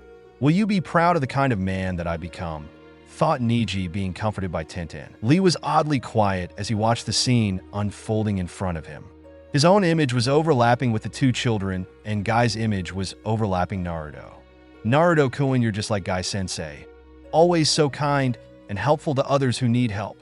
Thoughtly. Hinata, on the other hand, admired Naruto, but at the same time envied the two children that were smothered with love and support, something her father had never once shown her. You're going to become a shinobi. The clan heiress needs to be strong, not a meek child, was the harsh voice of Hayashi Hyuga as he channeled chakra through his palm as he struck his daughter, sending her flying in the ground, coughing blood. Pathetic. The Hyuga clan is left at the hands of a weak child. Our reputation as the strongest clan in Konoha is at stake at this point. Your own younger sister, Hanabi, will be much suitable heiress than you, said Hayashi with a frown as he turned around and walked away, disregarding the emotionally and physically hurt Hinata. Hinata coughed blood as she laid defeated on the ground, her own younger sister, Hanabi, towering over her with a menacing glare, which made it even more scarier when her Byakugan was activated. Her palm was positioned to strike her in the vital spot, which was the heart. Father was right. You're really our pathetic big sister. I guess I'm the one who will have to lead the Hyuga clan to prosperity, since you're not suited for it, said Hanabi, harshly disregarding Hinata, brimming tears, as just like her father, her own younger and innocent sister turned her back towards her, essentially giving her the cold shoulder. She wasn't given a choice on how to live her life. It was either become a strong heiress or be sent to the academy to become a shinobi, which is basically her second chance at redeeming herself and regaining her title as the heiress, or lastly be branded with the caged bird seal and become a slave for the main branch destined to serve. Sakura, on the other hand, was very conflicted. Part of her felt immense pride towards her teammate for finally maturing by moving past the phase of childish mentality, and part of her felt herself falling in love with Naruto, but Kiomi had already claimed him. But most importantly, she felt hurt as Naruto wasn't as excited to see her as she was to see him, and his response to her when she expressed excitement on becoming a team again. Overall, it took 2 hours before they were able to finally walk out of the village after everyone had been able to express their gratitude towards their heroes. Kakashi, being the most experienced jonin in the field compared to his fellow jonin sensei, was assigned as the leader to ensure that they would return to the Leaf safely. We're going to take a formation to ensure that we could return to Konoha safely. Team 8 is our ears, eyes, nose, which means that they will ensure that nothing surprises us. Team 9 in Sakura is the assault team. If we were to encounter an enemy, they will be the main hitters. Team 10 will be our support team, said Kakashi, trying to explain the rules before his eyes scanned towards the group to see Naruto and Kiomi missing. Looking behind him, he saw Naruto and Kiomi walking away, something which was noticed by the group, and a lot of them seemed to get annoyed by Naruto behavior. Naruto, what the hell do you think you're doing? Shouted Sakura furiously. Naruto looked behind him to see his furious teammate, but he simply disregarded her. I don't care what you do, this isn't my business. I already know this place like the back of my hand, and I've survived on my own for the most part, said Naruto before he continued walking. We're not trying to underestimate your capabilities, but don't be arrogant. We don't know the kind of enemy that could come after you, said Kurenai, trying to reason with the white-haired boy. I'm not arrogant, nor am I overestimating myself. My mom had already took it upon herself to ensure that I don't get way over my head. Besides, when I said that this wasn't my business, I meant that you all don't have enough data about me to try and include me in your little formation. I advise you all to stop seeing me as Naruto Uzumaki, but rather as Naruto, you the 26th master of the Moonlight sword style, said Naruto, taking pride when mentioning his mother's name and his clan's sword style, which didn't go unnoticed by the others. He's right, said Neji, grabbing everyone's attention as they looked at the Hyuga prodigy. Even Naruto has his own pride.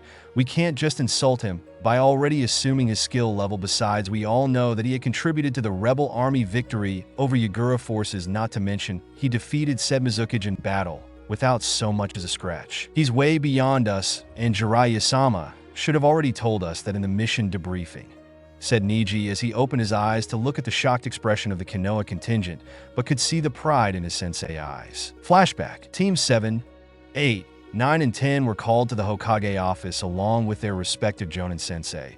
It was quite obvious that they were confused on what could have resulted in all of Konoha 11 to be called so suddenly, but Sakura had an inkling of hope that the topic of the meeting would be about her teammate Naruto. Standing in front of the Godame Hokage, they could see that the situation was serious, as Jiraiya himself was comfortable sitting in the open window. It may sound nothing, but Jiraiya was simply ensuring that nobody could simply eavesdrop on their conversation. "Do you know why you're all called here?" asked Tsunade, hoping to see who has an idea on what the topic of today's meeting is about, and her eyes finally rested on Sakura, who slightly gulped. "Is it about Naruto-kun?" asked Sakura in a hopeful tone as everyone looked at her in surprise, having seen the bingo book and briefed on the subject beforehand. Yes, the rebel army had an overwhelming victory over Yagura forces. Their casualties were much lower than what was expected, but the credit goes for Naruto, who had single-handedly eliminated several battalions on his own, while defeating the Mizukage, who, mind you, was using his three-tailed mode while coming out unharmed. Said Tsunade, despite having heard about her godson accomplishment, she still had a hard time swallowing the information. Kakashi, who had his Ica Paradise out, was taken aback by this, as he quickly put the book away. "Are you sure that this is Naruto-kun, Lady Hokage?" asked Kakashi in a disbelieving tone, much to her ire. "Do you think I will just say something as ludicrous as this without at least checking my sources twice and thrice?" said Tsunade, feeling slightly offended as Kakashi panicked slightly. "I didn't mean any harm to you, Lady Hokage. I guess I'm surprised by how much he had grown," said Kakashi, trying to explain that this was more of a harmless question. "So does T that WEG get to retrieve and Naruto-kun be back?" Hinata asked, obviously stuttering once more after hearing her crush's name after almost 2 years, but at the same time, she couldn't help the excitement. "That is correct," said Jiraiya, still remaining perched on the window. "We're hoping that as his friends you would convince him to return, because at this point I'm afraid that if another team was sent to retrieve him, they might not see another day," said Jiraiya grimly as everyone looked shocked. "That's Naruto we're talking about. He might have changed, but he is still the same lovable hyperactive blonde that we know," said Kiba enthusiastically. Obviously his brashness made him unable to take the situation seriously. Niji pinched the bridge of his nose in annoyance as he looked at Shino. "You're wrong, said Shino simply, as Kiba looked confused at Shino, who seemed to maintain a stoic expression on his face. "If we talk from a logical standpoint, war changes. Anyone, even the most battle-hardened warriors, would find themselves facing their own problems, which in most cases results in trauma that varies depending on the situation," said Shino calmly, seeing Kiba growling at him. "We all changed over the 2 years after Sasuke's defection, as most of us had grown way past our childish phase and started to take our careers seriously after simply having a taste of the real world, and Naruto-san was in the middle of a civil war that has been raging for a few years now, so I doubt that he wouldn't have changed," said Shino, feeling satisfied when he saw Kiba open his mouth, then close it, unable to retort. "So, what should we expect?" asked Shikamaru, finding the whole thing too troublesome and wanted to get straight to the point. Right now, from Jiraiya's intel, we learned that the Godame Mizukage Meitarumi, former leader of the rebel army, had managed to convince him to stay inside the village, as a lot of people wanted to properly repay their hero for his deed, said Tsunade, although everyone could hear the hint of pride in her voice, yet she also felt annoyance. Kurenai narrowed her eyes. "Are you implying that the Godame Mizukage might be trying to convince Naruto-san indirectly of joining their village military?"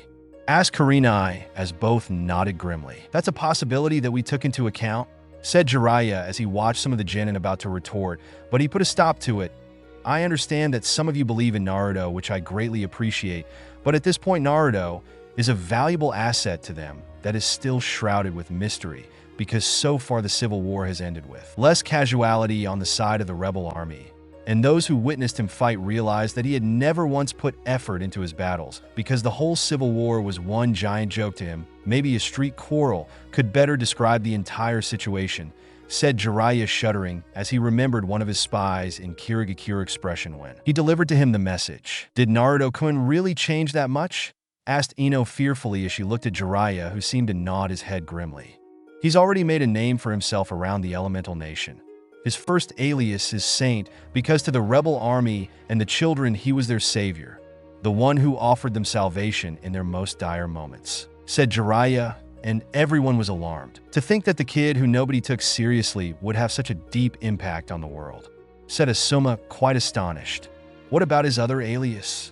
asked Kakashi, quite intrigued but slightly terrified. Jiraiya nodded his head. To his enemies, Naruto was akin to an executioner, which is why he earned the moniker Executioner. because he didn't kill just randomly. But after observing the bodies, everyone realized that the ones who were part of Yagura Inner Circle were given a slow, painful death, mostly have them bleed out to death. People said that it's in death door that you reflect the most about your life choices.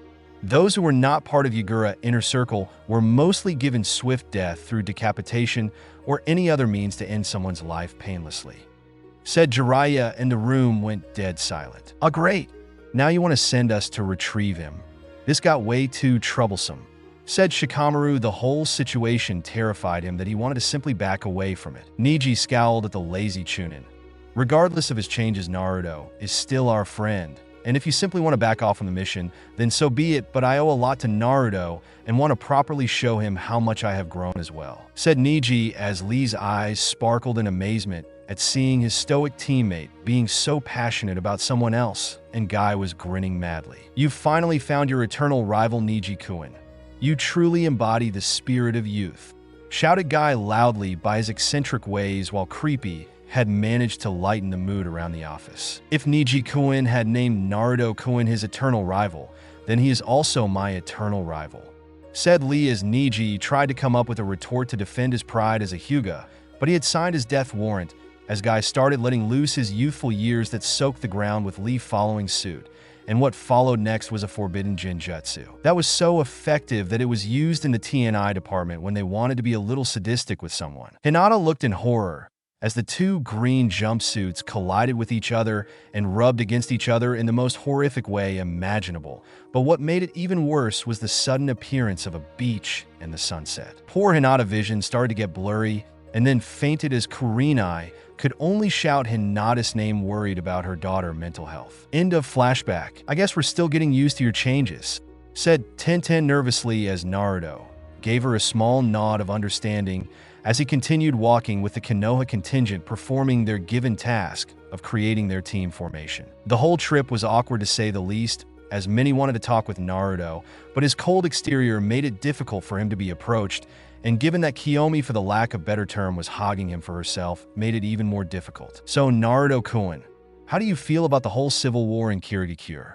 It must have been hard having to kill like that," said Kakashi, trying to be there for his student, but Naruto didn't care. "The civil war was boring, and no, I didn't have a hard time killing," said Naruto bluntly, shocking everyone as Sakura frowned. "How could you? Don't you at least feel bad for having to kill?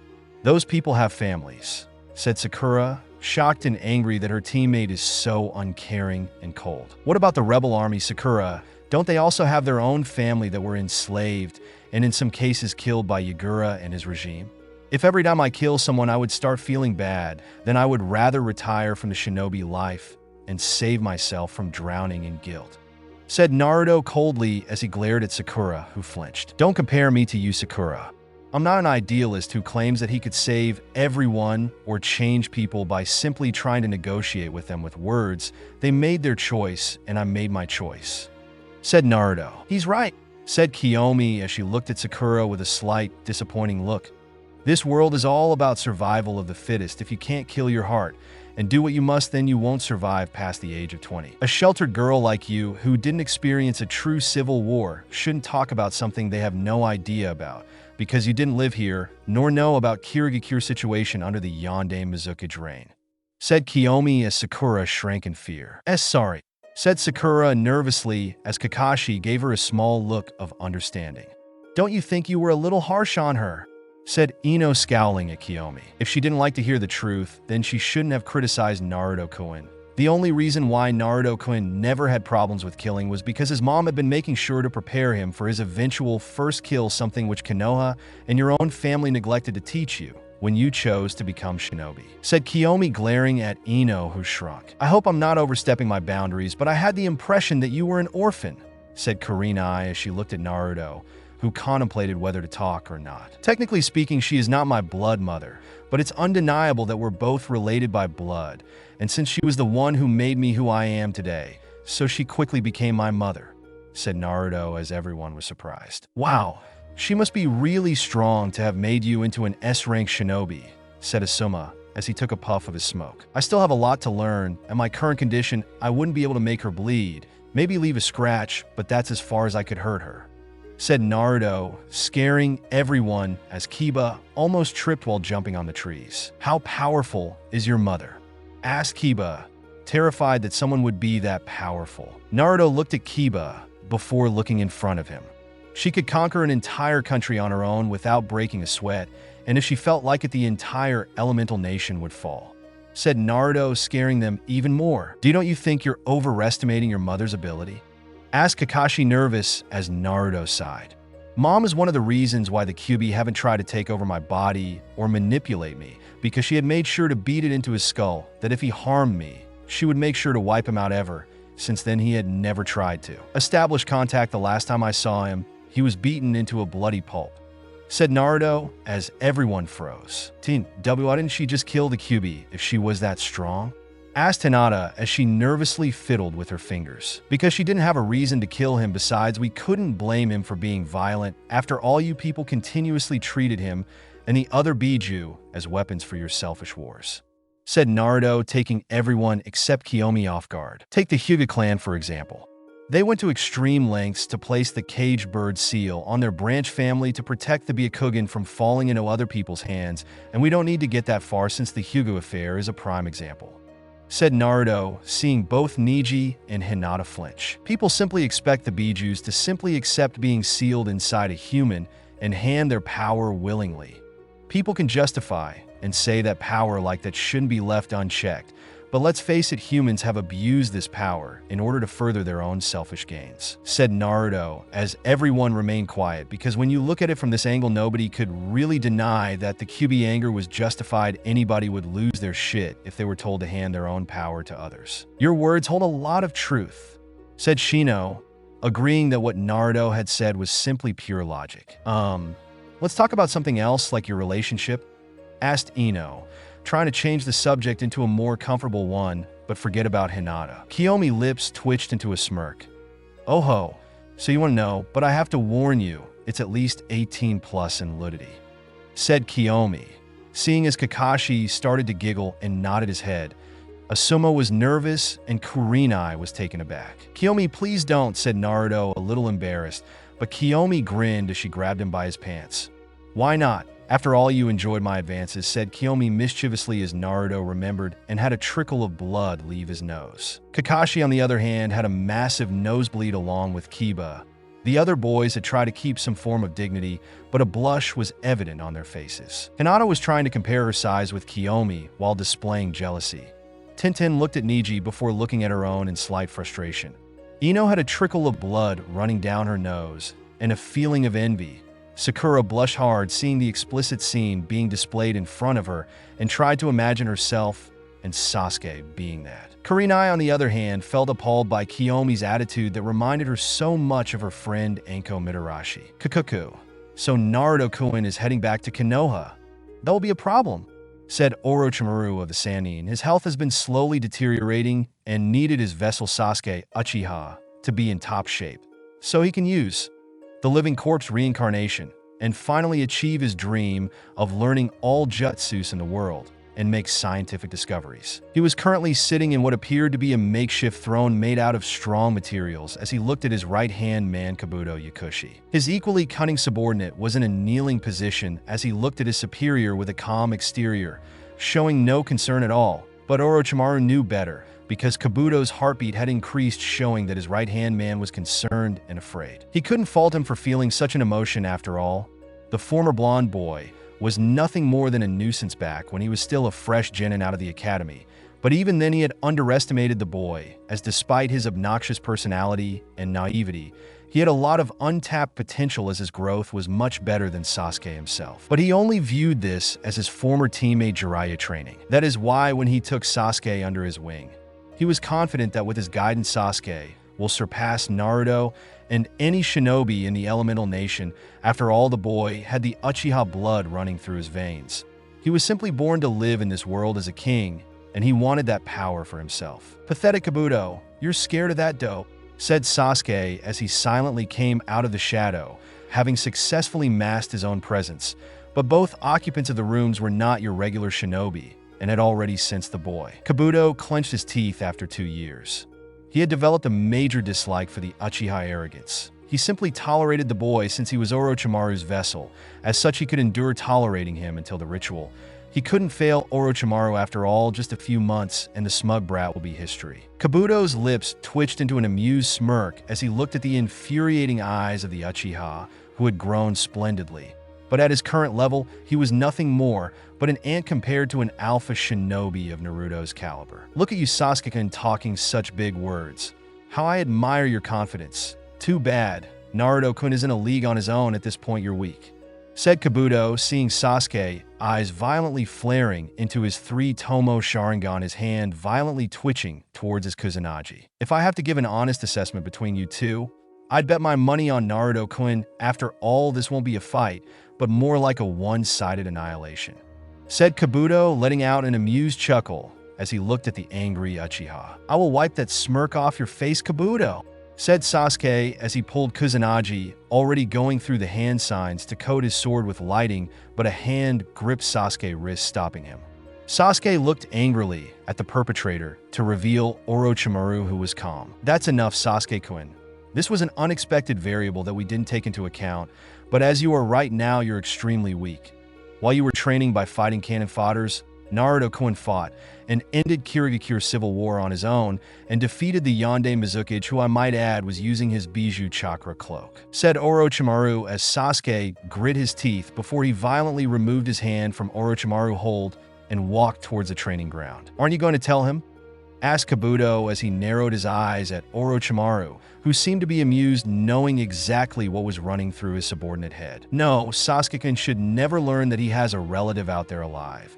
If that were to happen, he will probably leave me for her, and I can't allow that to happen, said Orochimaru, frowning, having not known that there was another Uchiha other than Sasuke and Itachi. Kabuto nodded his head, but couldn't help the small smirk. I wonder how Sasuke-kun will react once he learns that his own relative is in a relationship with Naruto-kun, said Kabuto, knowing how much Sasuke loathed Naruto, and learning that his relative is involved in a relationship with Naruto would probably make for good entertainment. Orochimaru let out a chuckle. I do admit that would make for a good show, but for now I want you to keep an eye on Naruto-kun, including that female Uchiha. Any information on her would be useful, and report to me on anything that proves to be important, said Orochimaru as he watched in satisfaction as his right-hand man nodded his head before he decided that he had exhausted his vessel that he is residing in and decided to walk towards his room for further rest. Chapter 7. Wave and Flashback. Inside a dark room, we could see a giant, earthen-colored humanoid entity with a mummified appearance, a body shaped similar to a robe, and a number of spike-like protrusions on its back. Its height towered even the tailed beasts. The statue has 9 eyes the size of an adult man, which usually remain closed. The statue's wrists and ankles are usually bound by shackles, and it bites down on a scroll, which is held in place by 2 ropes extending from beneath its blindfold on either side of its head. On the fingers of the intimidating statue was a holographic of the Akatsuki members, as those fingers glowed green, with a symbol written inside, which represents every single Akatsuki member who wore their member ring. The leader of the Akatsuki was a medium-length, spiky orange hair. Both his eyes bore the legendary dojutsu of the Sage of 6 Paths, the Rinnegan. He bore 6 piercings, a metal bar through each ear, 3 studs through the side of its upper nose, and 1 spike stud on each end of the bottom lip. It also had 3 piercings on each wrist, at least 1 on its upper wrist and some just under his neck. The leader of the Akatsuki face was pale. On his right thumb, he wore a purplish-gray Akatsuki ring that bore the kanji 40, Ling Rei. He also wore a necklace, which was somewhat similar to the one worn by the. He was also seen wearing red nail polish. Lastly, he wore the Akatsuki robe. His face was expressionless as always as he stared at all the members of the Akatsuki that gathered today. Now that all of us are gathered here, let us start this meeting with a major problem that arose and would affect us greatly from achieving our shared goal of peace, said Pain as he looked at the members of the Akatsuki. All of them knew too well what the topic is about. You mean that blonde brat? Or is it Whitey now? Came the voice of Kisame Hashigake, sounding carefree. His jagged teeth could be seen through his wide grin. Pain seemed to ignore Kisame's behavior as he nodded his head. That is correct. We have intended to postpone our hunt for the Jinchuriki for 3 years, until we gathered enough resources to start our hunt but from Zetsu report the nine-tail, Jinchuriki growth has been quite concerning and could pose us a threat. Said Pain, although his face remained impassive that one would think that he was not concerned. A 3-tomo Sharingan opened in the darkness, staring at the leader of the Akatsuki. Are we going to capture the nine-tails first? Asked Itachi Uchiha. He was calm and composed. No, said Pain, shocking everyone that he wouldn't prioritize the nine-tail Jinchuriki capture. Currently, the nine-tail Jinchuriki is returning to the Hidden Leaf Village, being surrounded by Konoha 11 along with Kakashi Hatake, Kurenai Yuhi, Asuma Sarutobi, and Might Guy. Our attempt at capturing him would be impossible, said Pain, and everyone realized that a valid point was made as Naruto is well protected. What a shame.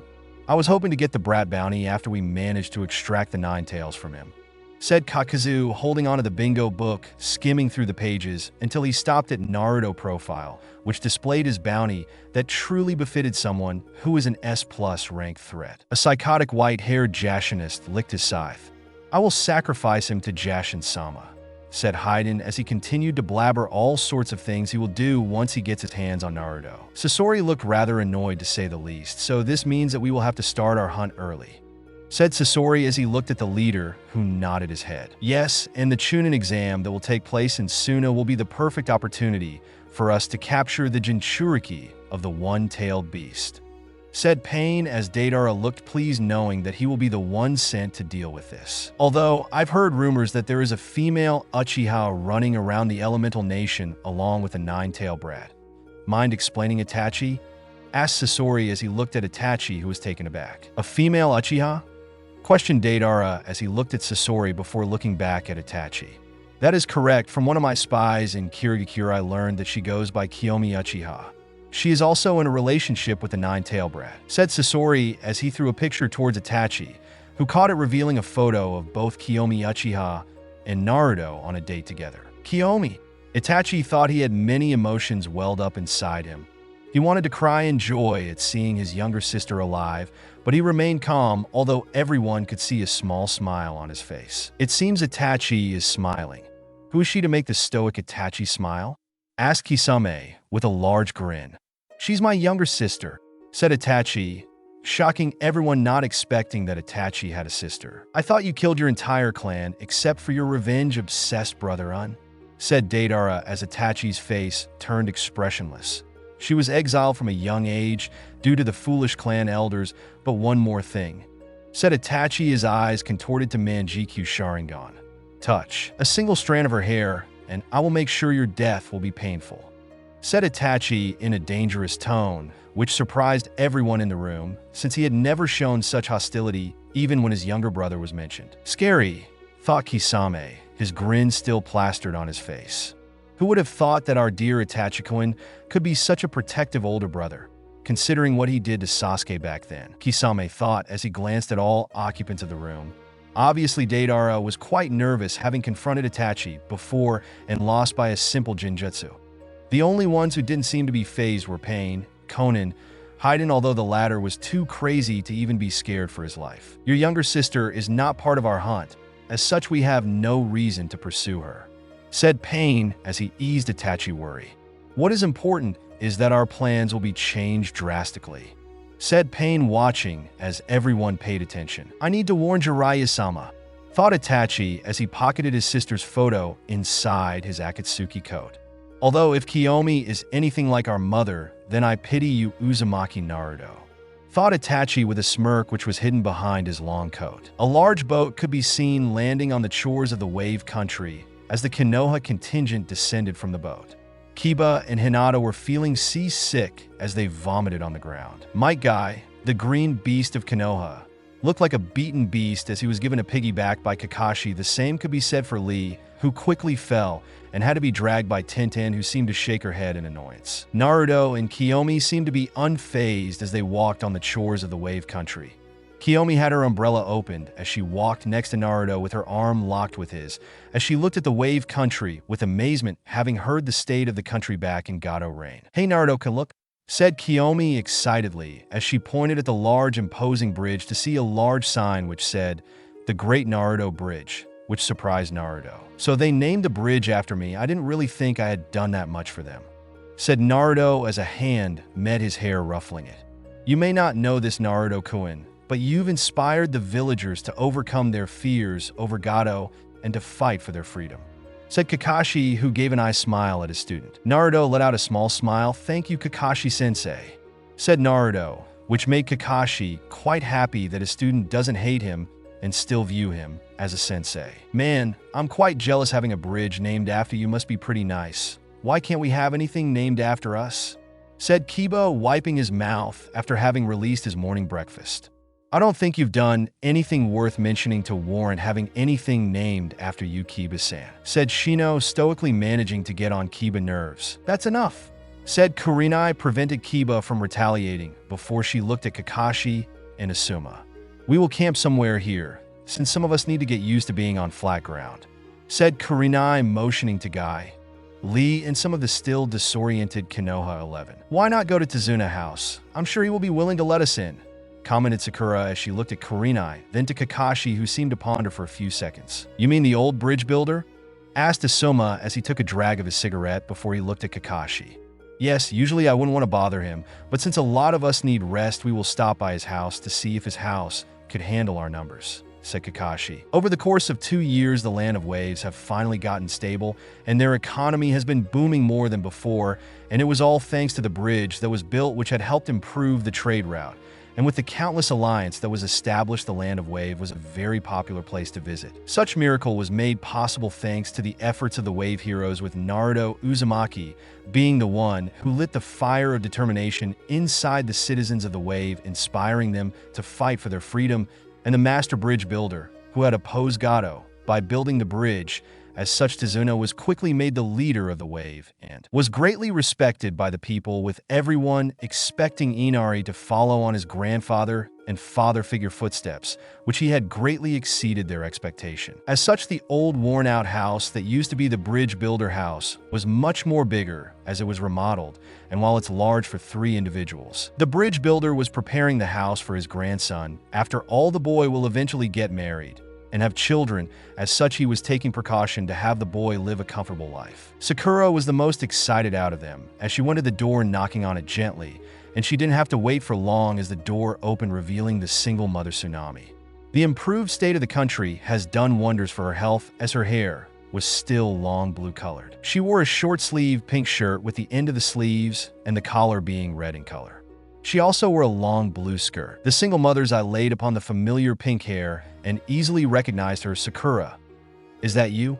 Asked Tsunami, easily remembering the pink-haired girl who had deep adoration for the Uchiha boy. Hello, Miss Tsunami. It's been quite a long time, said Sakura with a smile, as the woman smiled as she hugged the pink-haired girl.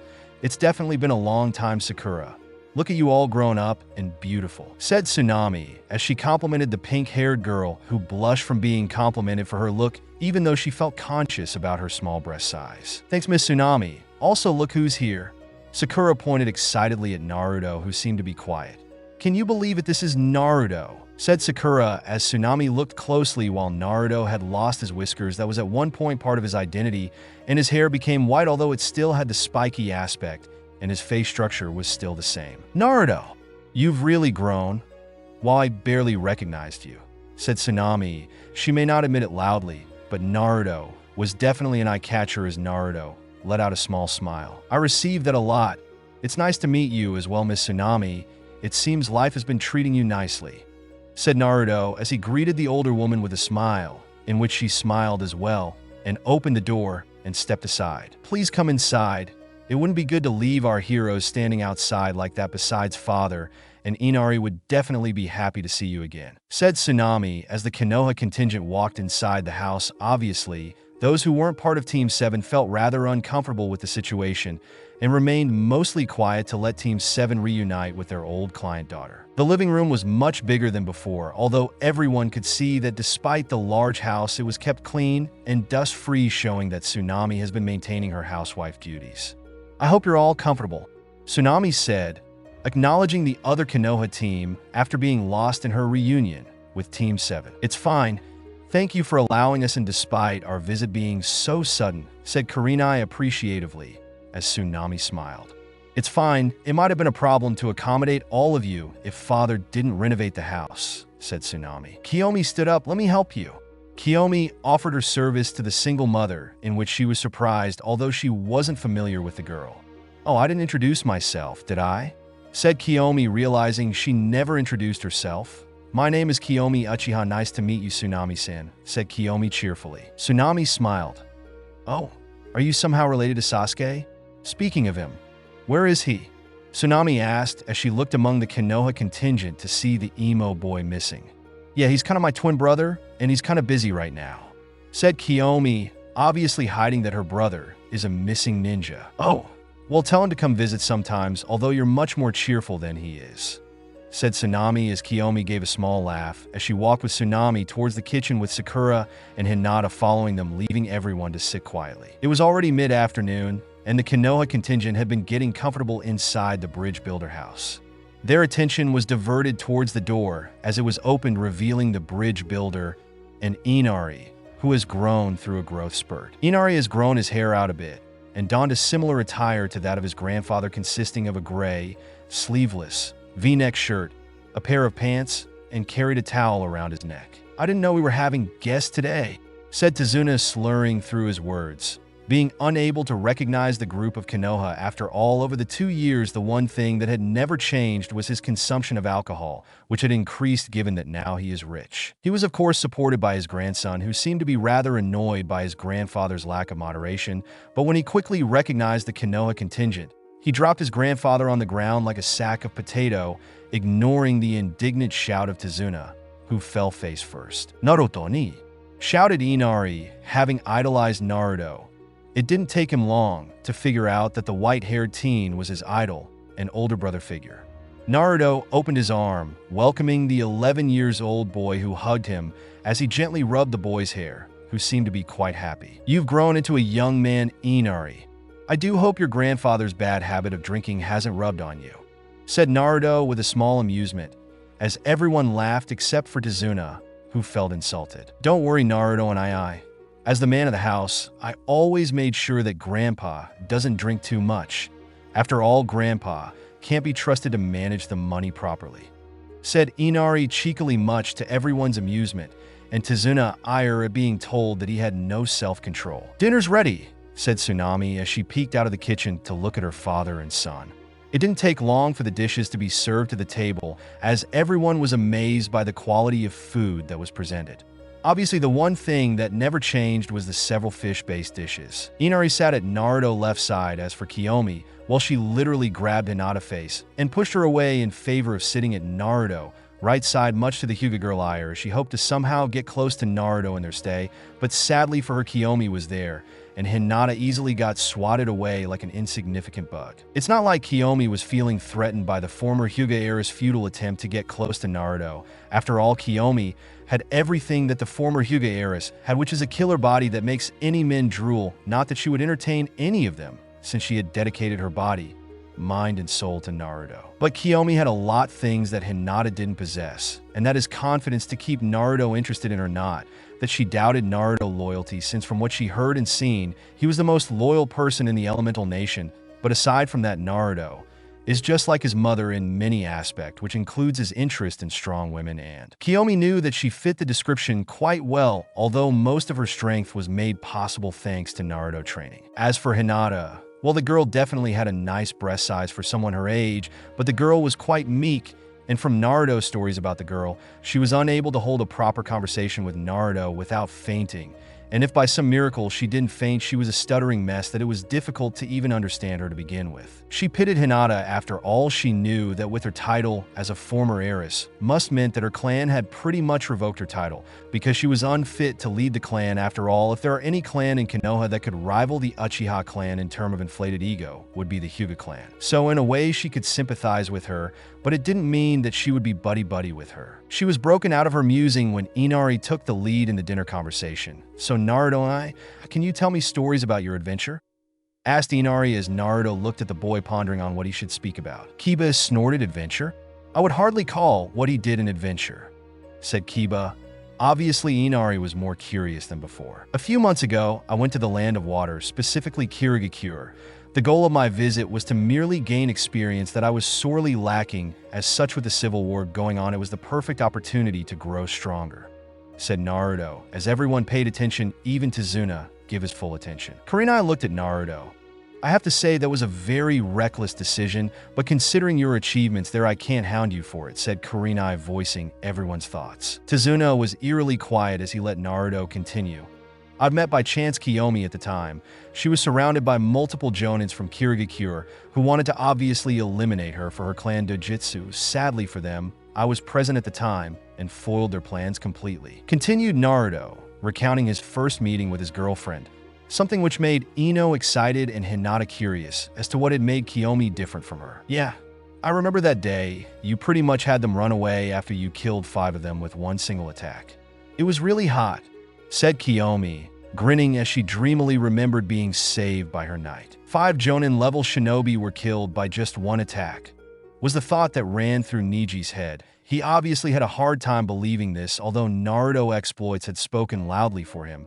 As such, he believed her words. While Inari might have been disturbed with the fact that his idol killed, but being much more older and mature had made him understand the choice that his idol had made, and given the fact that the Land of Waves were at one point under the mercy of the tyrant Gato, who killed without hesitation, he had come into terms that there are people that needed to be killed, and those 5 shinobi were prying on a girl. Kiomi, as you have already guessed, turned out to be the twin sister of Sasuke, Uchiha, our teammate, said Naruto slowly, making sure to avoid mentioning the current status of his rogue teammate. Seeing as the water country state was unsafe, I've offered her the choice to join me, which she accepted after she learned that I knew her brother. It was then that I had decided to train her, and she had exceeded my expectation, said Naruto, surprising the shinobi present in the room. "So you trained her? That's a surprise," said Asuma, taking a drag of his cigarette, as Kiomi smiled and nodded her head. "Yeah, I gotta tell you, Naruto-kun is a slave driver just like his mother. But since there were things that were beyond his area of expertise, such as the ninjutsu portion, he had taken to just teaching me some of the hand signs that he had memorized from observing other shinobi, and even helped me create my own jutsu," said Kiomi, surprising everyone even more. "Creating jutsu?" asked Kakashi incredulously. He wasn't unfamiliar with the concept of creating jutsu, since his Chidori was his creation, but he knew that something like that was beyond a mere genin level. Even his own sensei had taken 3 years to create his ranked jutsu, the Rasengan, and even then it was incomplete. "Yes," answered Kiomi with a smile on her face. "I do admit the process was quite difficult, but Naruto-kun had helped me in the process. We had to first understand the mechanism of each hand signs and its function before we cracked each fire jutsu that we knew and tried to see the similarities between them to replicate the same process in the creation of the new jutsu," said Kiomi, as everyone was astonished. "We also had to know how to properly knead the chakra to get the result we seek. There were a lot of trials and errors, but she ended up being successful all on her. I've merely given her pointers." Naruto proudly makes Kiomi feel immense pride in herself. Tazuna chugged down some of the sake in his mouth. "To this day, I still don't understand those ninja things you shinobi do," said Tazuna. He was obviously unhappy, since he was pretty much clueless on what was being said. Shino looked at the bridge builder. "Tazuna-san, jutsu creation is a very difficult task to achieve. Let me ask you a question. Can anybody just walk and build complex bridges right from the get-go?" said Shino, making the Tazuna and Inari to ponder on what was said. "To build a bridge requires a lot of process, like building the bridge foundation. It's a very complex process that many amateur builders fall into," said Tazuna, having understood everything that was said. "Jutsu creation is like a bridge, Mr. Tazuna," said Niji as he opened his lavender eyes to stare at Tazuna and his family. "One wrong mistake and the jutsu would backfire, which means that the bridge will fall. That's how delicate the process is and how amazing that they had managed to achieve something like that," said Niji as the shinobi present in the room nodded their head in agreement. Kakashi's lone eye opened as he looked at Kiomi.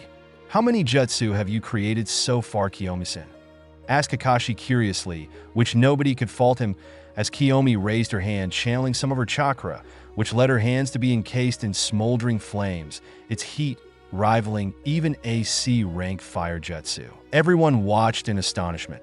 "We learned in our travels that I had a high affinity for fire that far surpasses any Uchiha, So Naruto-kun told me to take advantage of this by creating and developing my clan taijutsu to make it more devastating, which led to the creation of the Interceptor Flaming Fist, which is basically my own unique taijutsu, said Kiomi proudly as the fire quickly went out. That's ingenious, came the voice of Kurenai, feeling immense pride at seeing another kunoichi prove to all the males in the room that kunoichi are not useless. If you could expel the fire from your fist, you will be literally bending fire to your will, added Sakura, and then she thought of Kiomi learning Tsunade's super strength, and it made her shiver in fear. Actually, this was also my second jutsu that we worked on. It's actually quite chakra draining, so I don't usually make it a habit of using it a lot, but it helped me quite a lot, especially when being surrounded, said Kiomi, rubbing the back of her head, remembering the multiple destruction she brought in her wake by that simple jutsu. Wow, that's amazing, Kiomine, said Inari, obviously astonished and amazed by what the ninja could do. Kiomi obviously smiled brightly, thanks, although it was all thanks to Naruto-kun's help, said Kiomi as Hinata, who sat quietly, felt a pang in her heart, wondering if she could have had such a bond with Naruto had she come out with her feelings early. That aside, how did you two tie the knot? Asked Ino mischievously, her eyes glinting with curiosity, wanting to milk all information out of them. Kiomi blushed in embarrassment, remembering how they had started their relationship, while Naruto turned his face away, also embarrassed. Ooh, you two are blushing. This means something juicy happened, said Ino excitedly as Kakashi started to let out a small perverted giggle, which he was joined by Dazuna as well, much to Kurenai and Tsunami ire. Well, our relationship started in the oddest way, said Kiomi as she twiddled with her fingers. You see, I had a crush on Naruto-kun, but I didn't know how to come out with my feelings, so I kind of decided to confess and kiss him while sleeping, but it turns out that he was awake the whole time since he was a light sleeper and ended up hearing everything. Luckily, he had the same feelings for me, and that's how our relationship started, said Kiomi as everyone looked astonished while Hinata was even more jealous than before. I should probably have Jiraiya write a plot about this in his next Ika, muttered Kakashi to himself, although sadly for him, he was heard, and his thoughts were not appreciated as he received the stinking eyes from both Kurenai and Tsunami. This is so beautiful, I wish you both happiness, said Tenten, having been quiet for so long, as she received an appreciative gaze from Kiomi and Naruto. This is romantic. Tell me more, said Ino, wanting more juicy details. I think we've diverted from the main topic, came the lazy voice of Shikamaru as he probably said, although his posture was slouched, showing how tired he is. We were talking about Naruto and his troublesome adventure in Kirigakure, said Shikamaru, as everyone seemed to realize that they had indeed diverted from the topic, and Inari gave him an appreciative look. You're right. Anyways, after training her, I've sent her to deal with small camps that belong to Yagura forces to help her get comfortable and gain experience. It was after we made a name for ourselves that the rebel army, led by Mei Terumi, had reached for us, said Naruto, as everyone gave Naruto their undivided attention. So what happened? Asked Guy in an uncharacteristically serious tone as he looked at Naruto, who let out a sigh. Flashback. It was another one of Yagura camps that Naruto had easily disposed of, but this time around Kiomi had taken to helping him in the elimination as she took the other half of the camp, and with her newly created jutsu, she was able to make quick work of the enemy forces. Naruto looked at Kiomi, who had both her hands in her pocket, as he let out a small frown as he walked towards her and pulled her right arm to see a few burns.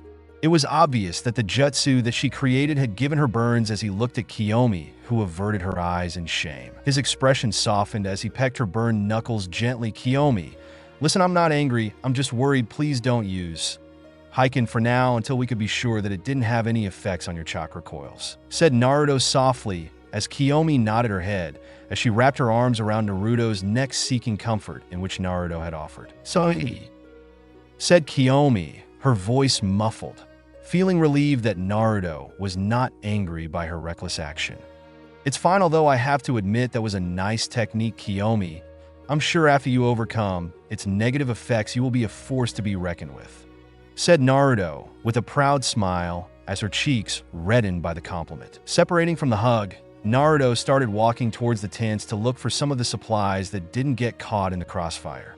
It was a habit that he and Kiomi have been doing, which is looting the camps that they have destroyed. It's not like the dead will get to take their possession with them to the afterlife, so he will make the most of what he could find. After sealing everything in a scroll, he stopped and looked at one of the trees hidden by the thick mist. "Are you going to keep spying on us the whole time?" asked Naruto. Under any circumstances, he would have struck the enemy, but the stalker didn't have any ill intent. He didn't have to wait for long, because a middle-aged man with blue hair, which is styled in a moused-up manner. His left eye was blue, and his right eye was covered with an eye patch.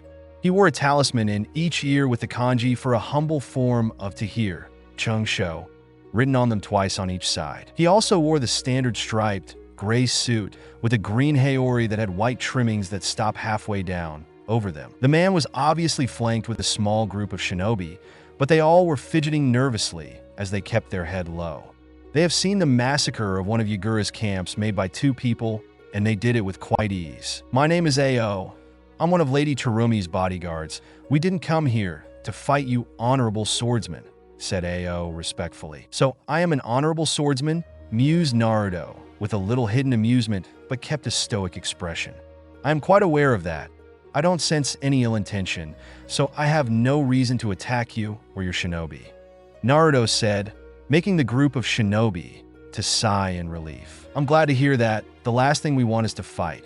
Instead, we came here because Lady May had heard tales of your achievements in destroying Yagura camps and wanted to extend an offer for you and your female companion as well," said Ao, making sure to not offend the powerful swordsman. "Most likely they want us to join the rebel army." Kiomi thought she knew the significance of the name of Mai Terumi. She is the leader of the rebel army, possessing not just 1, but 2 Kekkai Genkai, and is a candidate for the seat of Mizukichi. Naruto looked at Kiomi, who gave him a nod before he looked at Ao. "Very well, we're willing to hear your leader's offer. Please lead the way," said Naruto, as Ao nodded in relief. "There is also a condition for both of you to come with us. We need to cover your eyes. We apologize if that would offend you both, but it's just our protocol since we're quite secretive of our main base," said Ao, this time a little nervous along with his shinobi. Naruto looked at them with an intense gaze, seeing as they got scared before he sighs. "I understand," said Naruto, simply, which surprised them, that he was willing to cooperate even though he could just annihilate them. "Thank you for cooperating," said Ao as they proceeded to cover both of their eyes, and then they quickly took off, being mostly helped by the shinobi, so as to not trip. Not that Naruto needed help since his senses were sharp even when his eyes were covered. It didn't take long for them as they quickly reached the base before they untied the cloth covering both Naruto and Kiyomi's eyes. "We apologize once more for the inconvenience," said Ao once more before he gestured for them to follow him, which they easily complied. The main base of the rebel army operation looked to be a rundown city. It was neither big nor small.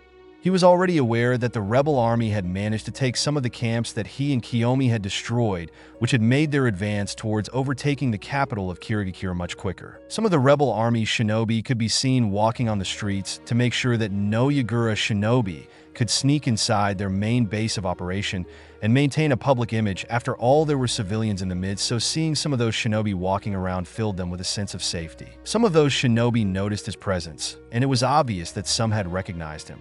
Some of them were downright scared, and some of them were filled with immense hope, seeing as Naruto was accompanying Ao, which meant that their chances of defeating Yagura had skyrocketed.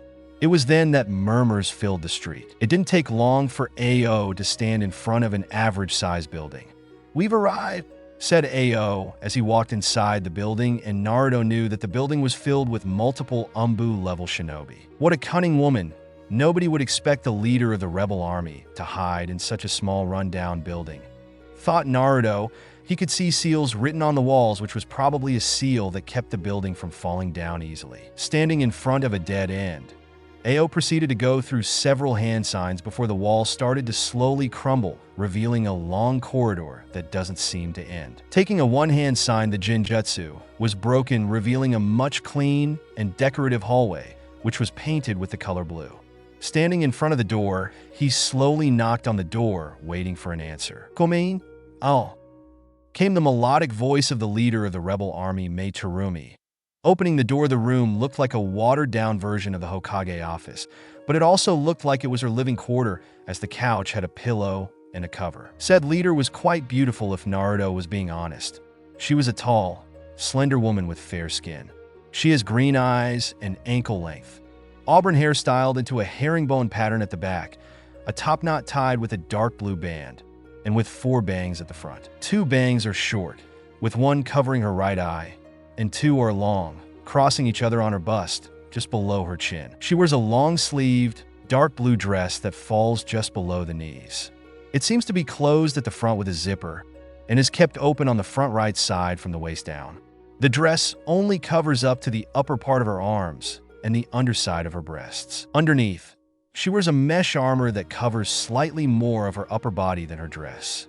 She also wears a skirt in the same color as her dress, and underneath those, mesh leggings reaching down over her knees. Around her waist, she wears a belt with a pouch attached to the back on the left, along with high-heeled sandals, shin guards reaching up over her knees, dark blue nail polish on her fingers and toes, and is usually shown with purple lipstick. The leader of the rebel army let out a seductive smile, which obviously left Kiomi quite annoyed, knowing that Mei Terumi is a woman who wanted to quickly get married, so she will obviously take interest in Naruto once he entered the room. "Hello, my name is Mei Terumi, the leader of the rebel army.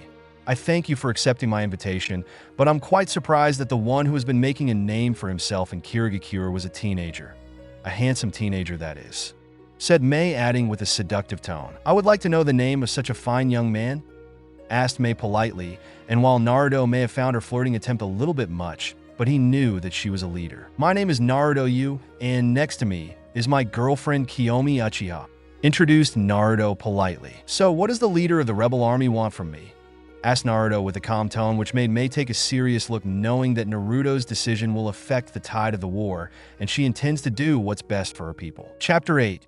First step at building trust. Mei Terumi sat looking at the teen that undoubtedly had the power to help them end this nightmare.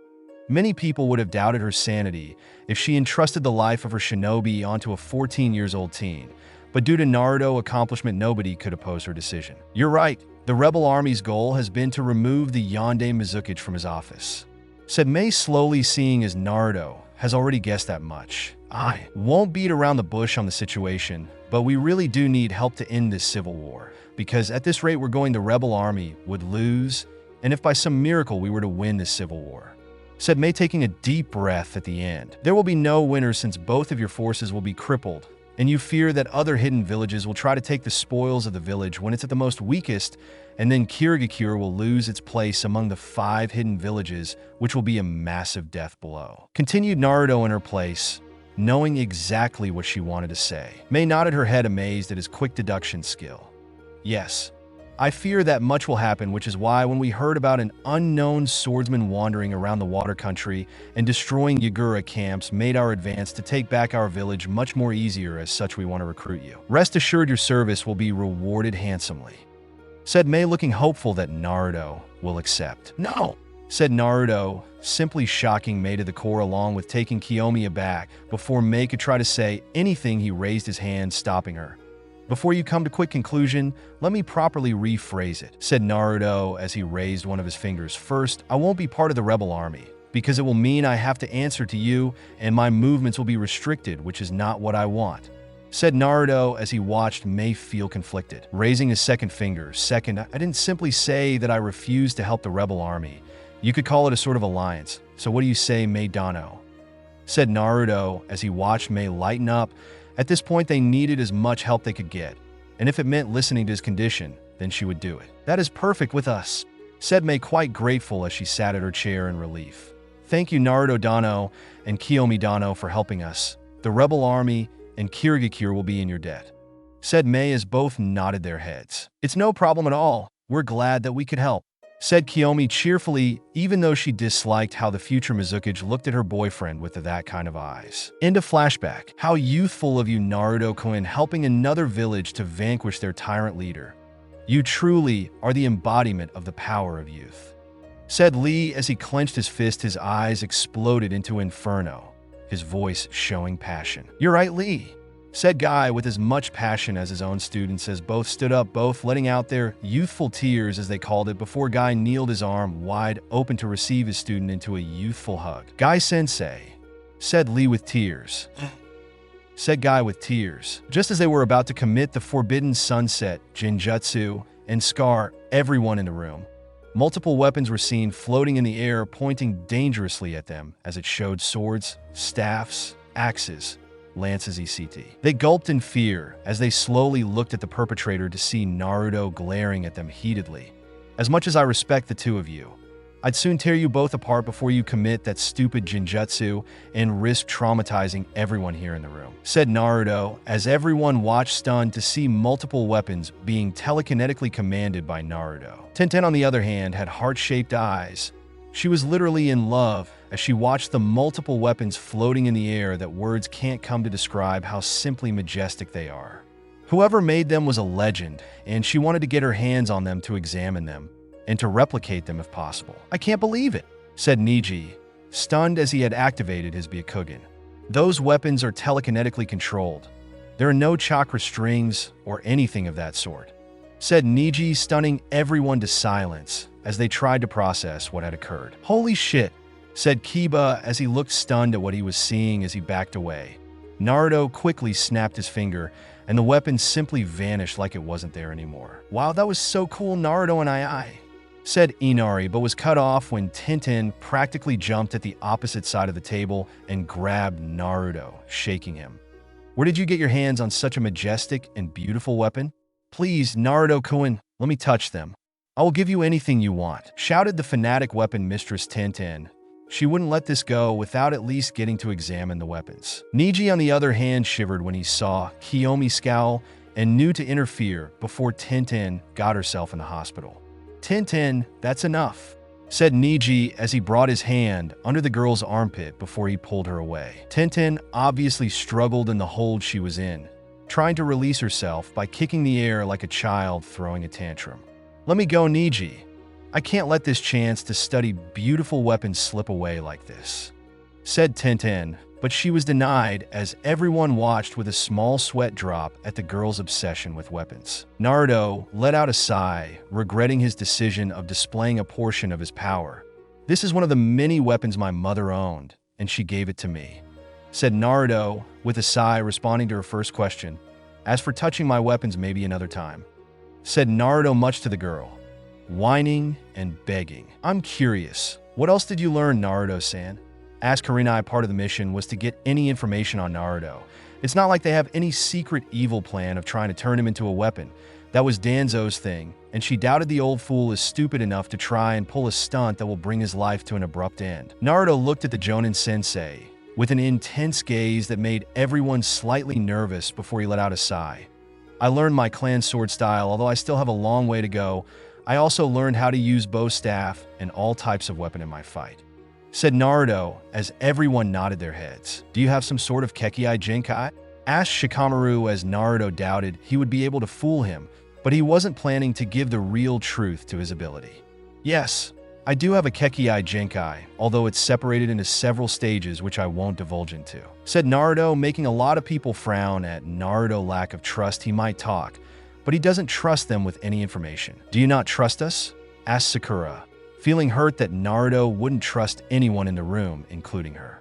Yes, I don't trust you and the others. We simply don't have that deep bond for me to tell you anything about me. Besides, the shinobi world is all about deception, and I'm simply following the old creed by not revealing my cards like a total idiot, said Naruto, plainly, as most of them flinched, knowing that he brought a good point, and the others just simply understood and didn't pry any further. That seems logical.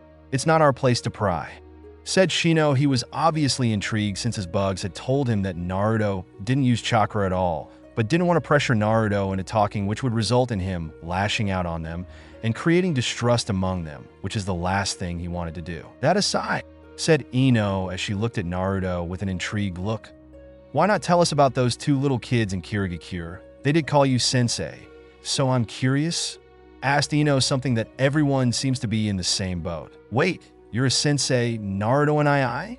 Inari asked, quite shocked that the boy is a sensei, which Naruto simply gave a nod to.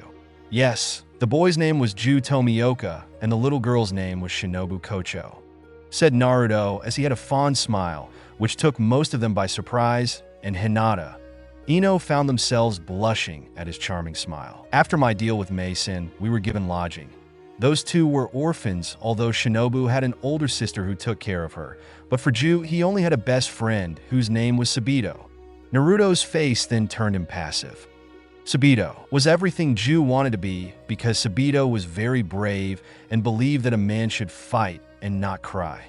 Continued Naruto, as everyone knew where this was going and didn't like it one bit. As for Inari, he was reminded by his father. Sadly, one of the 7 swordsmen of the Mist loyal to Yagura had killed the boy after he stood up against him. Ever since then, Ju harbored hatred towards the 7 swordsmen of the Mist, but despite his hatred, he blamed himself for his only friend's death and was a very crybaby. Said Naruto, as everyone remained silent hearing about the boy's misfortune, which Kakashi felt he could relate with. I don't know why, but I felt attracted to the two of them and decided to train them. Over the months, they have trained to wield a sword which Ju excelled at, but Shinobu had a weak body that she couldn't cut a tree, said Naruto, as everyone waited with bated breath to hear what Naruto did. I didn't give up on her. I saw potential in her to become something great, so I recommended for her to learn medical ninjutsu, along with how to create poison and its antidote and how to apply it on her blade to compensate for her weak physique. Said Naruto, his lips turned into a smile. It was thanks to that she was able to get quickly stronger, and I proceeded to teach her along with Ju the importance of breathing for various purposes such as stopping their bleeding, increasing their speed by breathing, etc. Said Naruto, as everyone looked at Naruto with admiration and awe. Right now they're working on creating their own sword style, which I supervise for the most part, and they're doing quite well. I'm very proud of them. Said Naruto, softly being lost in memory, as everyone found their respect for Naruto skyrocket. That includes Kurenai, who couldn't help but respect Naruto even more for not riding off Shinobu and stuck with her till the end. Wow, who knew you would be a sensei material? Said Kiba in a teasing voice, although he secretly felt envious towards Naruto for being successful in such a short time. Kiomi scoffed at the comment. Naruto-kun has always been a good sensei material. In the academy, you had to sit for an entire day listening to lectures with Chunin, trying to stroke the next generation ego, making most of them become quite arrogant and full of themselves. But Naruto didn't learn from sitting and listening. He is the type who speak. Less word and more practical approach, which in my opinion is a much better learning method since it helps you see the errors. Said Kiomi, as everyone stayed quiet, having already known about that fact. She does bring a valid point, admitted Sakura out loud. I was a book smart at the academy, being the Kunoichi of the year, but in terms of fighting skills I was really average, and as much as I hate to admit it, my fight with Ino in the Chunin exam preliminary was a wake-up call at how much I was lacking, because even though I studied most taijutsu style and how to dispel genjutsu, but when it came to executing them in real-life situation, it became apparent that it was much more difficult than it may look. Said Sakura, as everyone nodded their heads. I can't really say that it's incorrect even though it's troublesome. After all, a hands-on learning method helps you develop muscle memory, and it mostly comes from experience, which is why reading and execution are two separate things, and without balance between the two you will be incomplete. Said Shikamaru, as Asuma took a puff of his smoke and smiled. Come to think much of it munch, there was this quote munch after we passed the second munch part of the Chunin exam. Said Choji, obviously munching through his chips, much to some of the others' disgust. If you lack heaven, seek wisdom, be prepared. Gain knowledge and prepare yourself for the missions. If you lack earth, run in the fields, seek advantages. And if you have both heaven and earth, you can succeed in even the most dangerous mission, recited Asuma as he let out a small smirk. Inari gained a confused look. What does it mean? Asked Inari in confusion before he looked at Naruto. Heaven, in short, means that if you have the mentality of a toddler, then you, my friend, are done for and need to get your act straight. As for earth, in short, means that if you have the body of a walking stick, then you, my friend, are meant to be a punching bag. So if you don't want to be one, then train hard. Said Naruto bluntly, yet with a small savage grin. Everyone except Kiomi choked at Naruto's translation. Brutal yet effective was the thought of everyone in the room. You know, the scary thing about all of this is that he is absolutely right. Said Tenten. Kiomi smirked. That's something Mira would say, said Kiomi. Speaking of Mira, she was cackling madly inside his mindscape, feeling immense pride in her son for speaking like a true you. Mira? Is that your mother's name? Asked Kakashi as Naruto simply gave a nod. Speaking of your mom, what is she like? Asked Sakura, wanting to know more about her teammate. My mom is a very kind person, said Naruto, but but everyone saw Kiomi shudder slightly when hearing the word kind. I won't go into too much detail on how we met, but she was the one who taught me everything that includes studying to compensate for the fact that I was sabotaged, said Naruto slowly, letting everyone digest what he was saying. She also helped me better understand my own feelings. A great example of that is my feelings towards Sakura, which I later learned was simply admiration, because she went from being bullied for the size of her forehead to one of the popular girls in the class. Naruto said shocking Sakura, but had an understanding look. She also listened to my problems and comforted me when I simply had a bad day. While my mom is a very tough person, she always told me that bottling my emotions is not good for my mental psyche and always offered me a shoulder to cry on if it became unbearable. She told me that crying is not a weakness, but a proof that I had endured, said Naruto with a small smile, as everyone found themselves realizing that they never really knew the real Naruto Uzumaki, or now Naruto U. Seeing the gloomy atmosphere, he decided to lighten it. I also took after her in terms of personality that includes her bad temper, in which she often twists someone's head, and her drill sergeant personality when it comes to training, said Naruto, making everyone shiver in fear, having hair in their necks stand up. I also took after her in the love interest department since both of us are into strong male/female.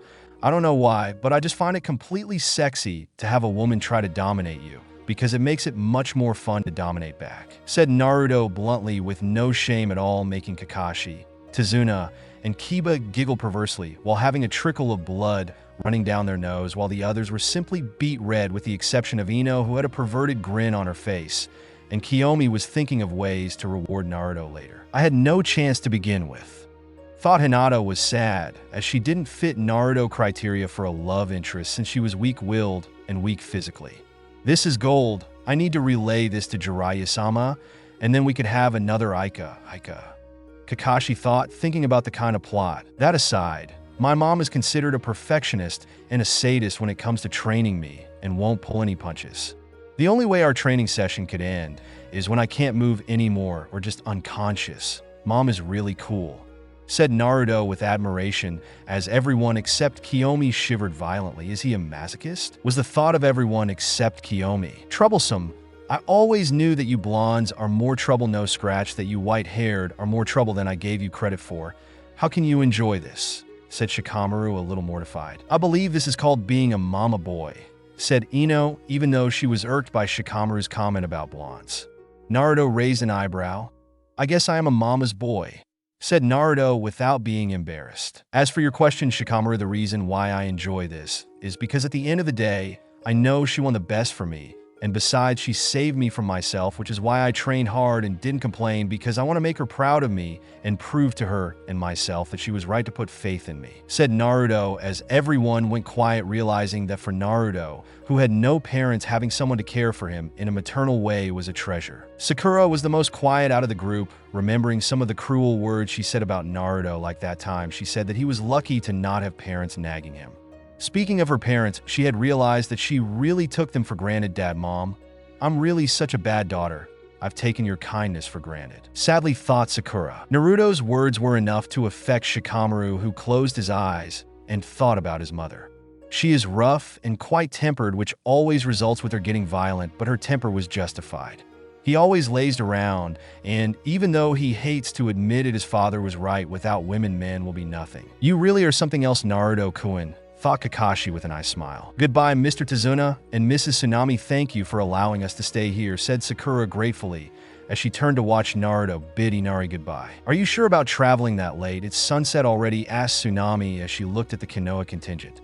We need to be at Konoha by morning, since we've taken too much time to return, and we don't want to trouble you more than we should since we came here suddenly, said Kurenai, taking the lead in the conversation as Tsunami let out a sigh. I don't like it, but you shinobi have your own business, so good luck, and it was nice to see familiar faces once more, said Tsunami as the Konoha contingent nodded their heads. So are you going to visit us again, Naruto and I? Inari asked as he looked up at Naruto, who had obviously grown quite taller. Don't know, kid, right now. There are troubles that will keep me busy for quite a long time, but but I will try to visit you," Naruto said, as Inari understood as now that the Wave Country was free and was able to freely spread their wings after being isolated for quite a long time. He was able to learn more about the world through the many travelers that came to do contracts with his grandfather. "Well, I understand, but by the time you come, I will become a man, just like Dad," said Inari as Naruto nodded with a smile, ruffling Inari hair. "I will count on that," said Naruto as he walked towards Kiomi, ready to leave along with the Konoha contingent. Kakashi, being the leader of the contingent, decided to issue the orders, "Just like before, we will take formation," ordered Kakashi, while Naruto just simply did what he knew best, and that is to ignore it, but Kiomi decided to get his attention by pulling on his shirt. Naruto looked at Kiomi, who was giving him a puppy eye, and knew that she wanted something. "Can we ride Toma, pretty please?" asked Kiomi as Naruto shuddered, trying to resist, but he knew he couldn't, so he let out a sigh. "Fin," said Naruto, as suddenly right before everyone eyes a crimson horse materialized its size, towering over the bridge builder house, since Naruto made sure to make him big. "Yay!" cheered Kiomi as she jumped on top of Toma, hugging the crimson horse, who seemed to appreciate the gesture. "Ew," said Kakashi in shock, but Naruto just let out a sigh. "Get on top, it will make our return to the leaf quicker," said Naruto before he himself jumped on top of Toma and held on the rope, not before rubbing Toma's fur, making it excited. The rest of the Konoha contingent did get on top, but were a little hesitant at first before they decided to trust Naruto. "Toma, take to the sky towards Konoha," Naruto instructed the horse gently as Toma jumped in the air to everyone except Kiomi, the horse starting hovering in the air. "Holy shit, it can fly!" said Kiba in astonishment as Toma felt like puffing his chest in pride. Tenen's eyes were sparkling even more. "This is so cool. What kind of summon is this?" asked Tenten, eager to know, but she was cut off when Toma just flew in the air and towards the cloud as Guy, Lee, Hinata, Sakura, and Ino started to scream. "So cool," said Inari as he watched the horse fly to the distance, his eyes sparkling as Tazuna looked pale, yet with astonishment, before he decided to forget about what had transpired with a good sake, much to Tsunami's dismay. "So, that's what a cloud looks like," said Shikamaru with a nonchalant look, not caring that they were high in the clouds, because he wouldn't have it any other way. "It's really beautiful, isn't it, Kurenai?" said Asuma as he decided to get close to his fiancée Kurenai, and given the sunset, it was the perfect romantic scene. "Yeah, it is," said Kurenai, her body more relaxed than ever as her hands interlocked with Asuma. Niji looked at the clouds and sunset along with the birds flying, which made him rub his forehead where his caged bird seal is located. His face softened. "So this is what freedom is?" Thought Niji wished he could have been able to share such a wonderful experience with his father, but alas, he is dead. Kakashi, on the other hand, was foaming in his mouth. "Why do you ask?" While seeing a scene like this, especially when having to watch Asuma and Kurenai get close, Naruto and Kiomi, Niji, and Tenten made him have the perfect story to tell for Jiraiya. "I can't wait to get back to Konoha. I will become Jiraiya-sama's favorite fan, and will get to be the first one to receive the new series before everybody else." Thought Kakashi was feeling victorious. Ino, who has calmed down, was admiring the sunset with heart's eyes, although she had felt jealousy when seeing couples share the beauty of nature together. Naruto, on the other hand, was beet red with the reason being Mirayu. Apparently his mother had taken this moment to recount her younger days when she and Dewi had one of their escapades in which she had taken him on top of Toma and flew to the sky, and the rest was history. Sadly, they were caught at one point as Daryong, being the older sister of Dewi, had been smirking the whole time and had teased him to death. As for her, well, her uncle had fainted and her cousin was jealous, yet was beet red. The sad part about the whole thing is that Mira was not one to shy away from anything and had shamefully admitted everything, going as far as to almost spill the details of their personal life, if it weren't for Dewi covering her mouth to prevent her from spilling anything and save himself from further embarrassment. Luckily, she didn't go into details, which would have been quite disturbing to listen about your own mother's personal life. Although he knew his mother had gotten what she wanted, and that is his reaction. Naruto then looked at Kiomi, who had taken to straddling him, her head resting in the crook of his neck, inhaling his scent that always drove her crazy. Naruto's arm wrapped around her waist, his face resting in the crook of her neck. The two silently enjoyed their time together, although they were watched by Hinata, who still had a jealous look yet was sad at the same time. Chapter 9. Return to Konoha. It was early morning with the shops opening to start their day like they normally did.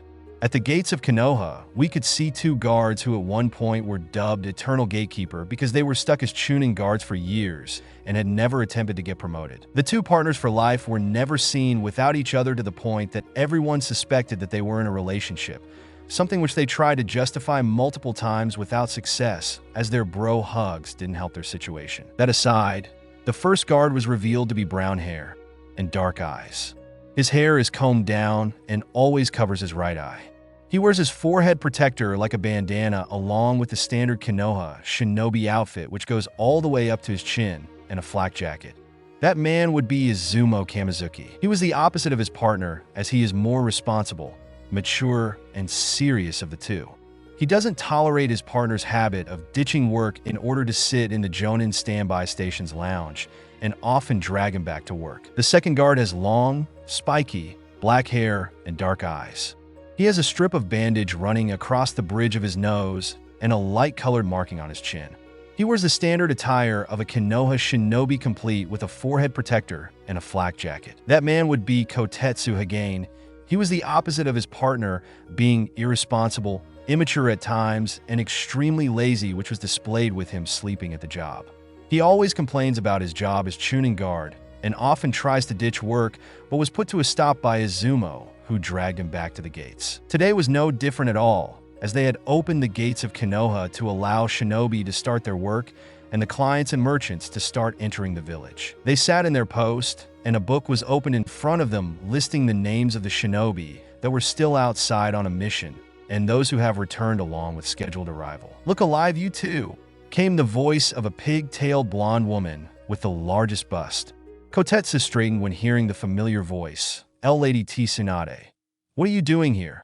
asked Kotetsu, quite nervous at seeing the Hokage standing in front of the gates along with Shizen and Jiraiya. Kotetsu was nervous because not 5 minutes on the job and he was sleeping, and now the Hokage herself had seen him, but apparently his fear was for nothing as Tsunade didn't seem to even care.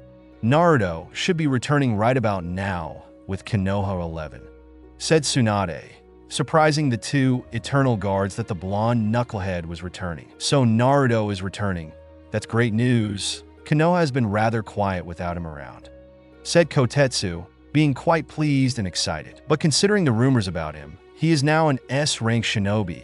He definitely got stronger," said Izumo, with Kotetsu nodding his head in agreement. "I wonder what else changed aside from his hair being white now and him being a master swordsman," wondered Kotetsu as both him and Izumo started chattering with each other on crazy theories, much to Tsunade's annoyance. Shizen smiled. "It's really nice to know that he will be finally returning to the village after 2 years.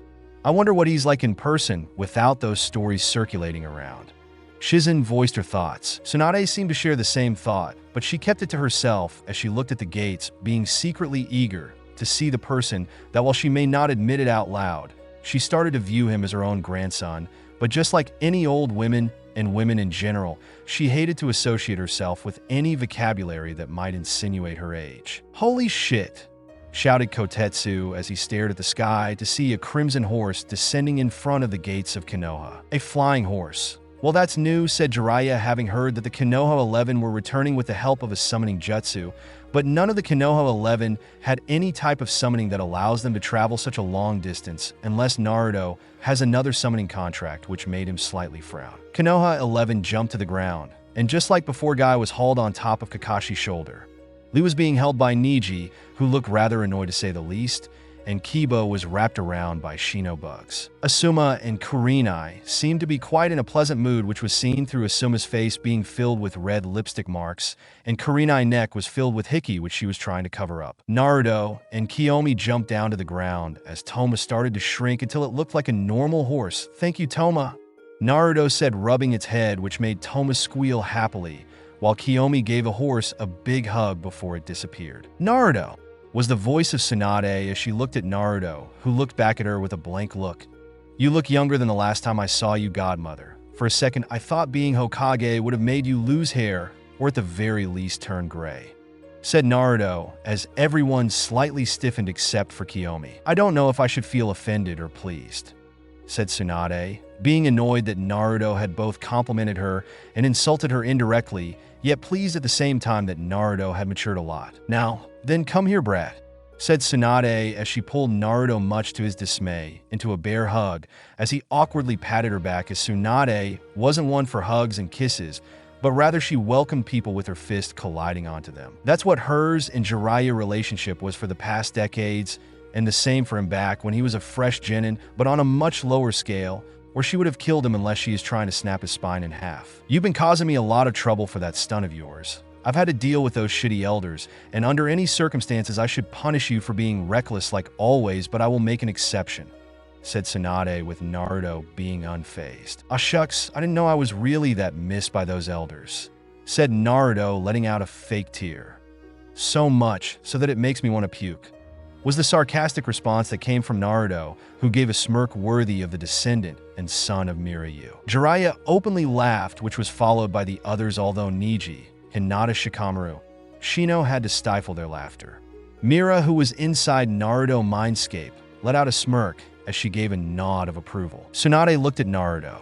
That was funny, brat, at least you learned how to crack a joke, said Tsunade as Naruto smirked. Thanks, but the credit goes to Mom.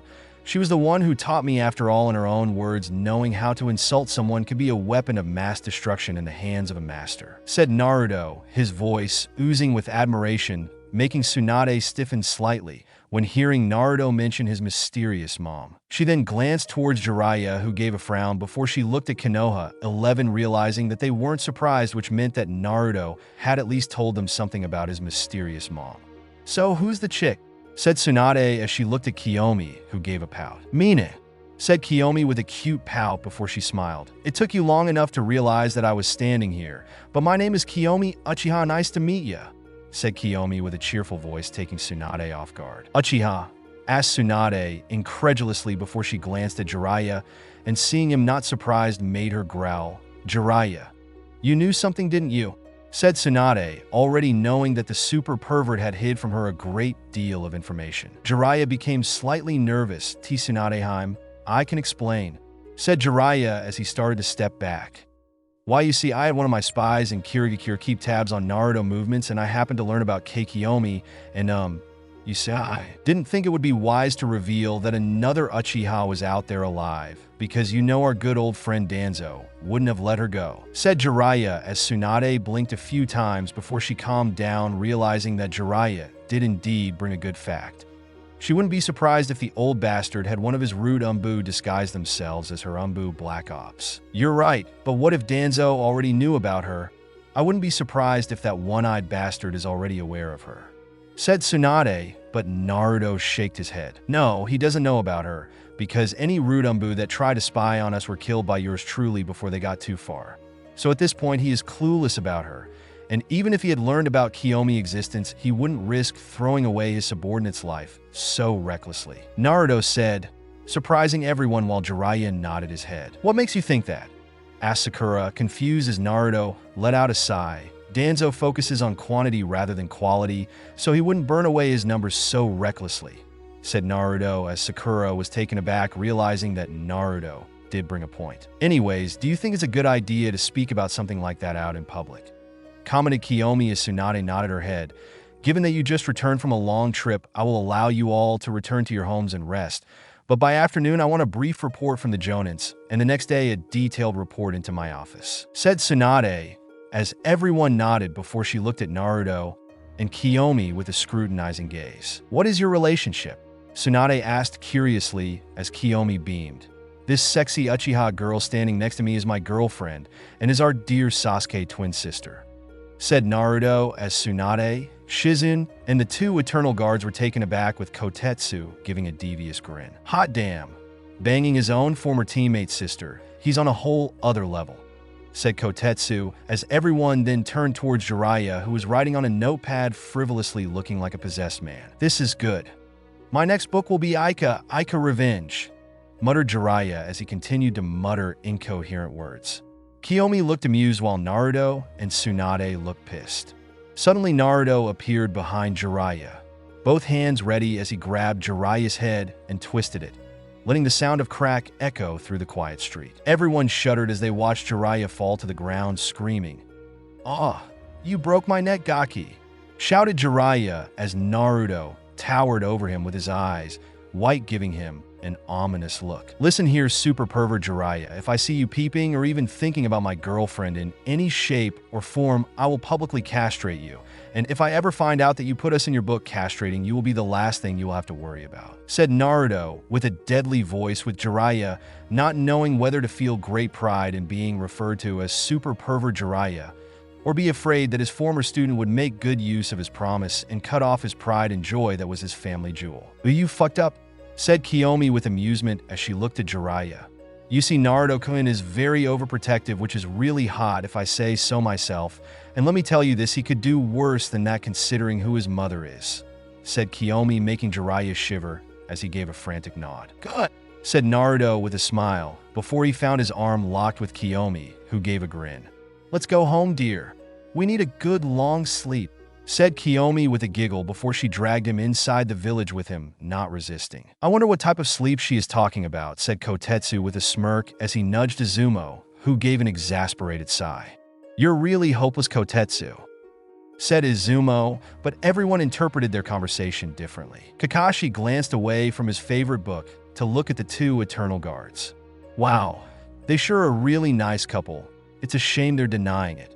Kakashi voiced his thoughts, with everyone agreeing with Kakashi by nodding their heads, as the two eternal Chunin guards were horrified. "We're not a couple," shouted the two eternal guards, but flushed in embarrassment when they realized that they had shouted for everyone to hear them, and those who were out at the time had looked at them weirdly. Naruto stared at his apartment with mild surprise, as the place was dust-free and was sparkling, showing that someone was keeping his apartment clean. He could only think of few who could bother doing something like that, and Konohamaru was one of them, as the boy admired him quite a lot. "You really have a nice apartment, Naruto-kun," said Kiomi with a smile. She hardly cared about how small the apartment was, as she knew that it was made for one person only. Naruto, on the other hand, had a tiny frown, remembering his childhood days when he was forced to be responsible. He could vividly remember the large plastic bags that were thrown at the corner, gathering dirty odor that spread around the small apartment, making any sane person barf their breakfast, but he had gotten used to it. He could also remember the empty ramen box that was left open, spilling either on the ground or somewhere around the apartment, not to mention the clothes that were thrown around. He supposed the talk with his mother had helped him come to terms that what had happened to him was not his fault. This was one of the many greatest mistakes that the Sandaime had committed against him. After all, he wasn't obligated to raise himself or learn to be an adult at a young age. Kiomi glanced at Naruto, feeling a little bit of sympathy for her lover's childhood, but she was proud of him. Proud that her lover, even with all the world being against him, had still fought for survival, and had kept an optimistic view of the world even when people had tried to put him down several times. But this time Naruto was not alone, because she was there for him. "Taking a trip to the memory lane?" asked Kiomi softly as she interlocked her hands with Naruto, who appreciated the gesture. "Yeah, I guess seeing my old apartment reminded me of where I started. Reminded me of the time when I stubbornly drank from an outdated milk box and had to suffer for it by taking a trip to the bathroom," said Naruto, chuckling at the end, while Kiomi giggled. "I remember when I sat on the table looking at the clock because it was going extremely slow, and maybe because I was really lonely at the time," said Naruto with a low voice at the end, while Kiomi understood as tears gathered at the corner of her eyes. She remembered the first time she heard about his childhood. She had cried quite a lot that day, while cursing almost everyone in the village, that includes her own twin brother, for being a massive moron towards her lover. Naruto then looked at Kiomi with a smile, but she could see how hurt he was. He might be one of the greatest swordsmen in the elemental nation, but he was still a human with feelings. "To be honest, I don't usually believe in fate," said Naruto slowly as Kiomi looked at him. "But I believe that our meeting that day was by the hands of fate. I'm happy that I have met you that day, Kiomi. You've really filled my heart with joy. I'm grateful to have you and Mom in my life," said Naruto as Kiomi felt her heart warm in joy. Kiomi did the most sensible thing to answer to such beautiful words. She jumped on top of him, her arms tightly wrapped around his neck as she fiercely kissed him, pouring her own emotion through a passionate kiss that Naruto answered back by wrapping his own arms around her waist. This was everything Naruto wanted. a loving girlfriend who he intended to have a future with, and a loving mother who had made him into a man. Separating from the kiss, the two still clung to each other, relishing in the closeness. "I will always be there for you, Naruto-kun. I will make sure that you no longer feel lonely again. After all, that's a promise of a lifetime," said Kiomi with a cheerful smile that Naruto appreciated. Tsunade let out a long sigh as she massaged her temple. So this Miryu that he talked about is related to him by blood, but he calls her mother. Did I get that right? Asked Tsunade as the four jonin nodded their heads slowly. Jiraiya frowned. This is really concerning. I would have known if Naruto had blood relatives out there. Besides, if Naruto's skills is anything to go by, then Miryu is even more skilled and dangerous. Said Jiraiya is still sore from having his godson and the child of prophecy slip from his hands. But regardless of his feelings, Mira, you did a fine job at making Naruto into a powerful shinobi. Tsunade let out a sigh. Even though I'm indebted to her, we barely know anything about her. Like, what is her intention? Why did she choose to train Naruto? Why didn't she come earlier? I'm afraid the information given about her isn't enough. Said Tsunade. She didn't like this, but it was her duty as a Hokage to do this. Kakashi had a lazy look on his face, but his posture was slightly stiff. Let's face it, she has done a better job at teaching him actual skills and raising him into an S-rank shinobi. Something me and Jiraiya-sama had failed in that regard, said Kakashi in a guilty tone while Jiraiya turned his head away, feeling guilty as well. Asuma took a drag of his own cigarette. We should have noticed from the start. The kid had a lot of potential. Even when he was being given the bare minimum and sabotage, he was still able to keep up and defeat opponents several times stronger than him. Even Sasuke himself had envied him, said Asuma, reminding everyone of Naruto's potential and how they failed him. Kurenai then frowned. Honestly, I was expecting Naruto to refuse returning to the Leaf. He, along with the Uchiha girl, were given a hero treatment in Kirigakure.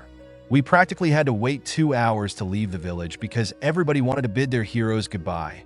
I can't really say Konoha has ever done 1/4 of what Kirigakure did, said Kurenai bitterly, as everyone frowned even more. Guy then shaked his head. Naruto-kun clearly holds his mother in high regards, said Guy, having a thoughtful look on how to better explain the situation before he looked at Tsunade and Jiraiya. Whenever the topic is about her, he always speaks about her fondly. I believe it's unyouthful. If we were to try and force him for answers, it will only cause more problems, said Guy in one of his rare serious moments. Tsunade bit on her lower lip.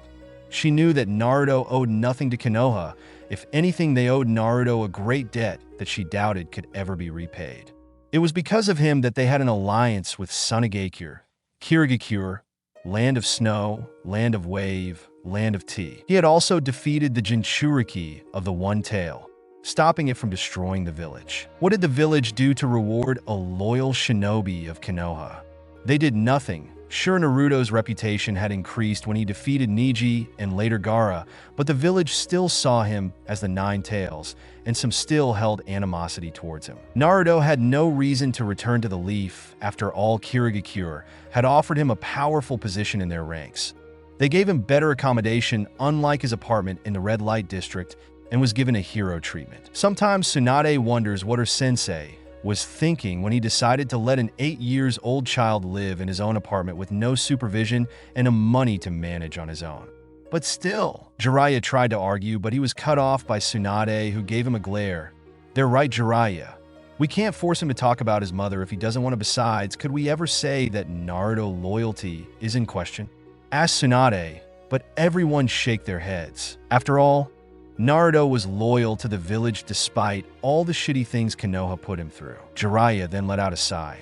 I don't like to do this as much as you do, Tsunadeheim, but my only concern is the elders, especially Danzo, said Jiraiya, reminding everyone of the threat that lives among them as they shivered slightly. It's not really a secret that Naruto had taken 2 apprentices in Kirigakure. I wouldn't leave it past Danzo to try and capitalize on it to have Naruto loyalty put into question if he refused to share his knowledge on swordsmanship, said Jiraiya, and everyone could understand where he was coming from. Tsunade scoffed. What good will it get him if he tried to antagonize him? He of all people knows better than to antagonize him, especially considering that Naruto is a valuable asset to the Leaf, And if Naruto felt like he was being taken for granted, he will simply leave us, and nobody here could so much as stop him. And not only that, our alliances will be cancelled, said Tsunade bitterly. Everyone remained quiet as Tsunade's eyes shifted towards the portrait of her grandfather and granduncle before she smiled, knowing exactly what she needed to do. Chapter 10, Bell Test. It wasn't already a day, not even close to being half a day in Konoha, and right now someone was knocking on his door. Naruto. Sakura's voice was heard from outside the apartment. Wake up, we're summoned by Lady Tsunade to her office, and also bring Kiomi with you.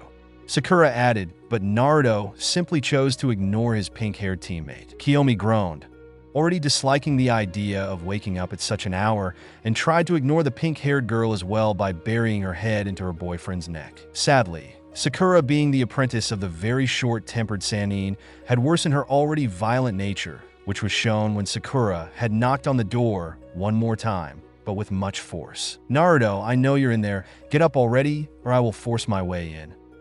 Sakura's anger got the better of her, just like in their genin days, as she tapped her foot impatiently on the floor, her face etched into a scowl. Kiomi growled as she stood up from the bed. She was obviously in her undergarments as she walked towards the door, opening it to face Sakura. The pink-haired apprentice blushed when seeing the state of Kiomi's clothes as her eyes unconsciously wandered to see the size that reminded her of the Hyuga princess and her athletic physique that showed that Kiomi wasn't just a pretty face or dieted just to try and impress someone, which made her envious. She was obviously broken out of her stupor when Kiomi snapped her fingers in front of the pink-haired girl's face. My eyes are up here, said Kiomi, her anger dissipated as she was amused that she could make girls like Sakura jealous. Now what do you want that you had to wake us up in such a manner? Asked Kiomi as she crossed her arms under her, making it look bigger, which was distracting for Sakura. Tsunade-sama had summoned the three of us to her office, said Sakura while Kiomi let out an irritated sigh. It wasn't even half a day, and they were summoned by the Hokage. Naruto came behind Kiomi, holding a white bathrobe as he covered his girlfriend's exposed body as he wrapped his arm around her stomach, warming her body with his own. Sakura's eyes wandered towards Naruto, who was wearing black pants, but he was shirtless, showing his muscular build, which was covered with few battle scars, showing that Naruto wasn't taking the 2 years easy. Sakura had to eventually cover her nose after all, getting a nosebleed for her teammate, and in front of his girlfriend, was really bad and suicidal if Kiomi decided to take offense in such action. It's cold outside, it would be bad if you got sick, said Naruto in a very charming voice as Kiomi smiled lovingly towards her boyfriend. And for the second time, she ignored Sakura, who stood at the door watching the romantic interaction between the two of them. Sorry, I will be careful next time, said Kiomi as Naruto merely smiled and gently brought her chin towards him as he pressed his lips against hers for a soft kiss, which Kiomi didn't hesitate to kiss back. Sakura felt out of place as she fidgeted around when seeing such displays of affection. It made her wonder what would have been her love life if she had accepted Naruto's affection in their childhood days, and if Sasuke was capable of being a good lover. The two lovers separated from the kiss as Naruto turned towards Sakura, who was already having an inner turmoil, and it didn't take a genius to figure out what she was thinking. Sakura, is her order urgent or not? Asked Naruto, wanting to figure out if the situation is important or not. Sakura broke out of her musing as her brain caught up with the question. Master only told me to have you both in her office, but she didn't really say it was urgent. Sakura answered, not knowing why he asked that question. Tell her that me and Kiomi will be there in half an hour. We still need to eat a meal and prepare ourselves, said Naruto as Sakura went quiet. Usually she would have snapped at him for taking her master order leisurely, but she had to remind herself that Naruto has grown and she doubted his girlfriend will appreciate her using violence against her boyfriend and in front of her unless she had a death wish. Oh, okay, but I doubt Lady Tsunade will be happy with this. You know how she can get when people are late. Sakura reminded Naruto of Tsunade's legendary short temper, which Naruto wasn't bothered with. She should have told us beforehand. She can't just summon us when we haven't even adjusted to returning to the village, so we have enough reason to take our time. Now please excuse us, said Kiomi as she closed the door, not giving Sakura the time to come with a rebuttal. Kiomi turned towards Naruto. What a great first day in the village, don't you say? Said Kiomi, obviously annoyed at the behavior of the Hokage and Sakura. Naruto smirked. Don't worry, we just need to beat it into their skulls that we're not their weapon that they could use whenever they see fit," said Naruto, which Kiomi grinned. Tsunade was tapping her finger on the oak desk, being quite agitated when her apprentice returned without her godson and Sasuke's sister. She already knew that Naruto was a strong shinobi after all. Nobody goes through a civil war like in Kirigakure and comes out relatively unharmed, and with the stories circulating around, Naruto was already a Kage-level shinobi. Normally, she would have thrown him a Jonin flak jacket and be done with it. After all, she'd rather drink her sake in peace, but those who still can't drop their prejudice towards him would protest against his promotion. After all, from her sensei diary that he left behind, the elders and the civilian council wanted Naruto to be stuck as a genin. After all, nobody wanted the weapon of the village to gain a high rank in the village hierarchy. But she was different from her sensei, who was too compassionate and merciful towards the council, who took advantage of such kindness. She was stubborn, and she won't allow them to manipulate her godson any further. After all, they had ruined his childhood already. And if it weren't for this mysterious mother that Naruto spoke about fondly, he would have been mental retard, given that Jiraiya had proven to be quite incompetent. Besides, Naruto is already terrifyingly strong, and the fact that he has no problem ending someone else's life showed her that Naruto has already matured, even if it pained her that his innocence was taken away. But the point is that Konoha won't be safe if they decided to make an enemy out of him. Loyalty? He had already proven that he was loyal to the village. After all, he returned to the Leaf, even though he was offered a better position in Kirigakure military forces and was hailed as a hero. Achievements? He was the sole reason why Konoha had regained its alliance with Sunagakure, and much more stronger than before, not to mention the alliance with Kirigakure and Snow Country. Wave Country and many of their important alliances was made possible because of Naruto's selflessness. Strength?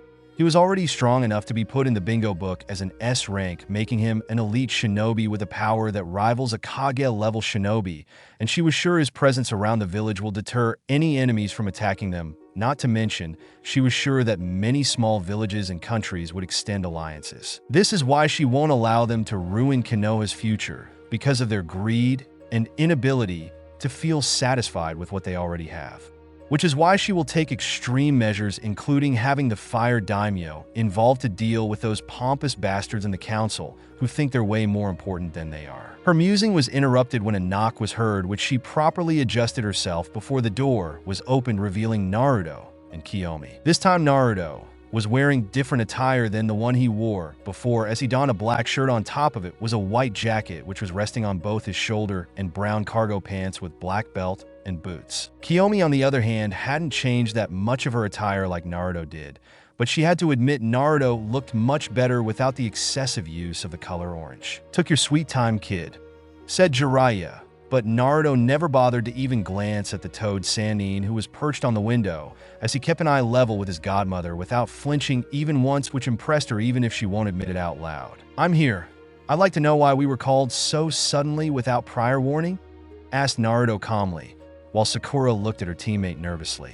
After all, nobody questions the Hokage orders, no matter how ridiculous the orders can get. If Tsunade was offended, she didn't show it on her face. "You just returned to the village a few hours ago, so it will take time before the council could gather, and I'm sure you know what that means," said Tsunade, which Naruto understood immediately. "I'm aware of how the civilian council and elders can get when the topic is revolving around me, but I just don't see what's the problem with it. After all, Konoha is the one that needs me, not the other way around," Naruto reminded Tsunade calmly. Tsunade rubbed her temple. "We already know that, Naruto. But the reason why I've called you both is to propose a test which will give me enough reason to promote you. After all, we can't have an S-rank shinobi stuck as a genin because of some council members and elders, but that is after you're done with Kakashi's own test that involves the three of you," said Tsunade, watching as Naruto let out a huff of annoyance which was shared by Kiomi. Tsunade then looked at the Uchiha girl and from her drawer pulled a leaf headband. "Kiomi, this is your leaf headband,"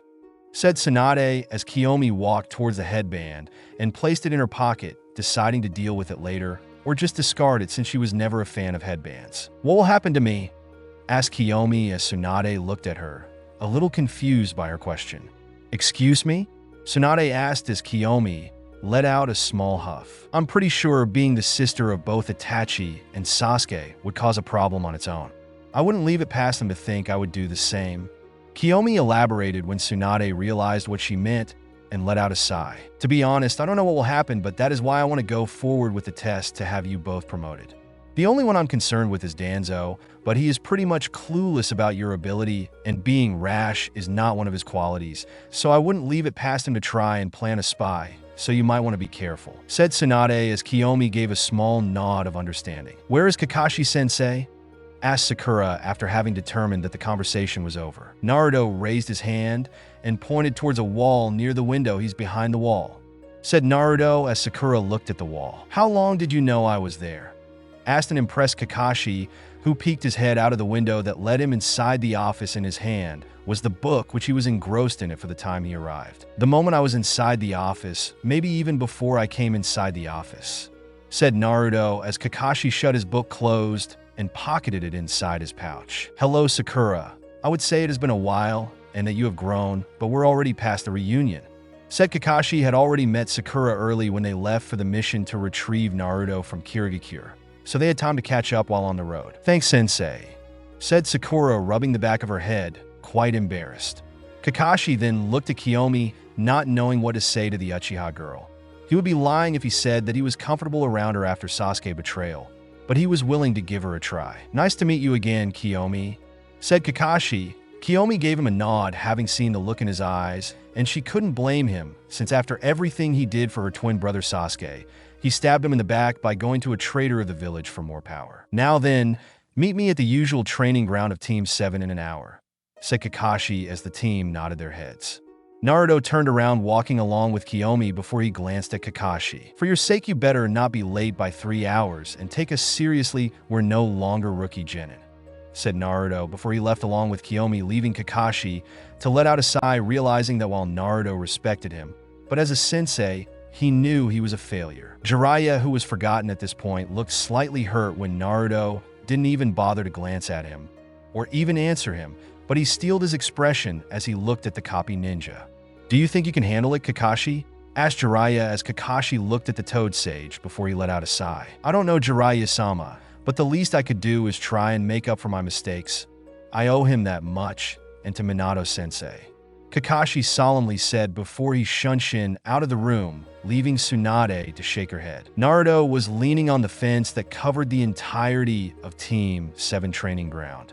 His eyes were closed, which to Sakura and anyone else except for Kiomi Naruto was relaxing, but in reality, he was having one of his daily conversations with his mom. "You know that Cyclops won't stand a chance against the two of you." Mira spoke her own thoughts, sporting a small smirk, knowing that she trained her son well enough to tackle any challenges that oppose him. Naruto smiled. "I know, but he probably isn't looking at defeating us. He probably wants to see if our team could work or not. Besides, something tells me that he wants to see Kiomi character from the Bell test," said Naruto while Mira slightly frowned at that. "I guess no matter what era we live in, there will always be prejudice and discrimination," said Mira in a very sad tone, remembering her adventure that ended a long time ago, but she was content with raising her son. "That aside, we should prepare. I'm pretty sure those nosy councils and elders will seek to have you under control, and nothing good comes out of corrupt politicians seeking more power than they already have," said Mira as Naruto gave a nod. "Yeah, I remember they might not be strong enough, but politics is a weapon in itself, and a determined politician like Danzo will use the dirtiest methods to get what he wants, even if he has to sacrifice those around him," Naruto said, knowing that politics was the same power that got his mother and her allies labeled as international criminals, and it was the same power that took down Mujin Park from his high seat of power as the world president. Mira gave a nod. "Luckily, you have gained allies around the elemental nation from your achievements back when you were a rookie genin, which is a political power in itself, so I doubt they would pull anything extreme, especially when the current Hokage is your godmother," said Mira with a smile before she walked towards her son, pulling him in a gentle hug, which he hugged back. "Anyways, if they decide to have a council meeting and call you in, I will interfere, because even though I taught you politics in the past, experienced politicians can come around it, although I doubt they're skilled enough," said Mira with a grin, and Naruto could only shiver, but he smirked. "I will look forward to it, Mom," said Naruto, having a matching grin before he decided to leave and see if the lazy Cyclops was late. Naruto opened his eyes to see Kiomi smile at him. "So how did it go?" asked Kiomi in a hushed voice. Naruto let out a small smirk. She plans to make an appearance in the council meeting, answered Naruto in a hushed voice, which made Kiomi grin at the idea of her mother-in-law appearing in front of the pompous council and putting the fear of God into them. I can't wait to see their faces when she decides to make an appearance, said Kiomi, still having a grin plastered on her face, as Sakura looked at them oddly. Naruto's senses picked up as he looked at the top of the fence to see a smoke appear before it died down to reveal Kakashi Hatake crouching on the fence. The man had a casual smile, with his only uncovered eye closed. "Sorry I'm late," said Kakashi, offering this time no lame excuses as Naruto noticed a small blade, a tanto if he wanted to be specific, which was tied to his back. "Sensei, you use a sword?" asked Sakura after having noticed the tanto that was strapped behind his back, which Kakashi smiled at his student. "Yes, I used one, but that was a decade ago before it broke on a mission," said Kakashi, his tone getting a little somber when the word mission was brought up, something which Naruto and Kiomi noticed but Sakura was clueless about. Team 7 walked inside the training ground as Kiomi drank her surrounding area, seeing the green lush ground and the 3 wooden stumps, the same one which Naruto got tied into after being caught eating. "It sure brings back memories," spoke Sakura in a very fond tone, something which Naruto had agreed but never voiced it out. "Come to think of it, that was your first training ground." Kakashi voiced his thoughts while Sakura got gloomy remembering that Sasuke was not with them. "But as Sasuke-kun is not with us," said Sakura, her voice getting more gloomier as she glanced at Naruto, who didn't flinch when the name of his traitorous comrade was mentioned. "He made his choice," spoke Kiomi, grabbing the attention of both Kakashi and Sakura.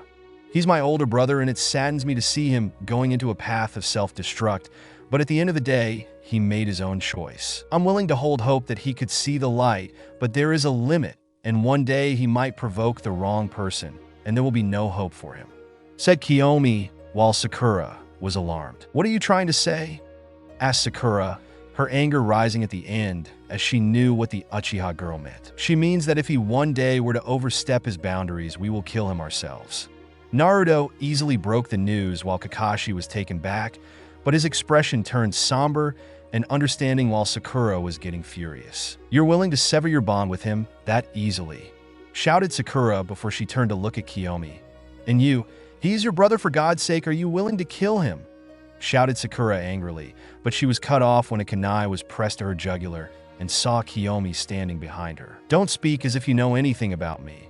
You're just a girl that barely knows anything about him other than his name and his affiliation to the Uchiha clan," spoke Kiomi in a deadly voice as her 3 Tomo Sharingan spinned rapidly. "You also had the audacity to criticize Naruto-kun for willing to do what is right, but you forgot that Sasuke was the one who severed the bonds you all created when he chose to run for Orochimaru," said Kiomi, while Sakura's body shook before she was saved when Kakashi came grabbing Kiomi's hand which held the kunai. "It's enough, the two of you," said Kakashi as Kiomi removed her hand as Naruto watched everything calmly. "Tell me, Sakura, if Sasuke were to start killing innocent peoples and start causing troubles for other hidden villages, do you think he can be saved at this point?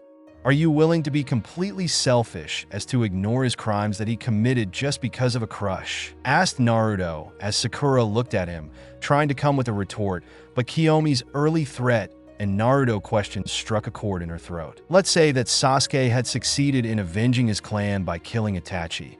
Do you think he will just return to the village into your arms and be normal again? Sasuke had dedicated half of his life into avenging his clan, and once that goal is over, he will try to find another goal to keep himself going, and I wouldn't put it past him to want revenge against Konoha," said Naruto, while Sakura stayed quiet. "Being selfish isn't a bad thing when you have faith in said person to pull through, but being selfish as to ignore someone's action who's beyond saving is when you only think about yourself only, and you would hold us and everyone back, which could kill those around you. If you love him as you truly say, then you would want the best for him, that includes ending his life," said Naruto as tears started welling up in Sakura's eyes. "You need to think before you use excessive violence. We never said that he was beyond saving. We're willing to help him see the light, because at some point he was my teammate, and we had a good friendship, even though it was shaky due to his superiority and inferiority complex that got in the way several times," said Naruto, before he walked towards Kiomi, patting her head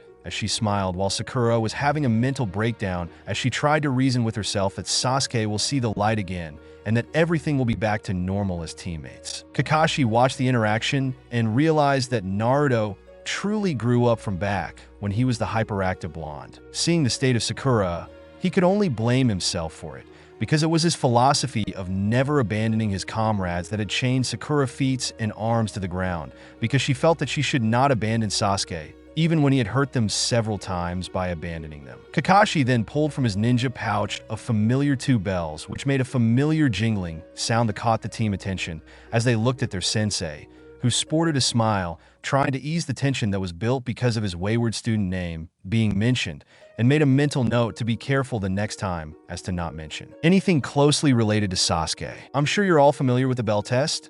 Asked Kakashi, but the question was more to Kiomi than anyone else as she was new to the team, so he was trying to determine if Naruto had mentioned to her anything about the test, which he did when Kiomi gave a nod. Kakashi then tied the two bells before he uncovered the headband to reveal his 3 Tomo Sharingan. I want the 3 of you to get the bells from me, but don't think I will hold back, said Kakashi. Killer intent flooded the area, which Sakura flinched. Beads of sweat rolled down her face as she looked at her 2 teammates who weren't fazed by the killing intent. Naruto then smirked slightly. It would have been insulting if you were to hold back, said Naruto, as in an instant he was in front of Kakashi, who was surprised by the speed that even his own Sharingan couldn't see in time as Bonsian appeared in Naruto's palm as he went for a slash. Kakashi was a veteran shinobi no matter how you look at it, and while the others they might throw the towel when seeing a sword coming for his throat, but he was different as he quickly bent his back until his back almost touched the ground, although a few strands of his hair was sacrificed when the sword slashed through. Kakashi wasn't foolish enough to engage Naruto in close proximity as he quickly performed substitution jutsu without using any hand signs, switching himself with a law which was slashed into pieces by Naruto. Not bad, said Kakashi as he brought his hand in order to pull his tanto for its small sheath. But Kiomi was right in front of him with her foot crashing into his chest, sending him flying through multiple trees as he coughed blood. And once he crashed into the final tree, he pulled himself up quickly, already feeling some of his ribs broken from such a ferocious kick. His instinct came back at full force when he was forced to quickly bring his tanto overhead to block Naruto's sword, but it was enough to keep him safe from being cut in half. Kakashi's attention was brought to his tanto, which cracked under the pressure that Naruto was exerting onto his small blade, and he could only regret bringing such a small blade with him. You're good, Naruto spoke for the first time as Kakashi forcefully pushed his own small blade against Naruto's own in order to place both his foot on the tree and push himself away from Naruto. But at your current level, I hardly have to fight seriously, said Naruto with a smile at the end as he brought Bonsian overhead and made a slashing motion. Such small action had resulted in multiple trees being cut in half, and Kakashi would have been a victim if he didn't dodge at the last second as he looked with bug eyes, being completely baffled by such action. Don't forget about me, sensei, roared Sakura, giving herself away, as Kakashi saw the pink-haired girl who was away from the fight coming from the sky. Her fist clenched as it glowed a blue hue, and Kakashi knew instantly what it was. Luckily for Kakashi, Sakura had sacrificed speed for strength, and her yelling had given her position away as he dodged from the punch that collided with the ground as it shattered into pieces, leaving Kakashi shocked for the second time. Kiomi appeared in front of Kakashi, who was obviously out of balance because of the punch that caved in the ground he stood at. Her fist then collided with the copy ninja's stomach, making him cough blood as more ribs were broken.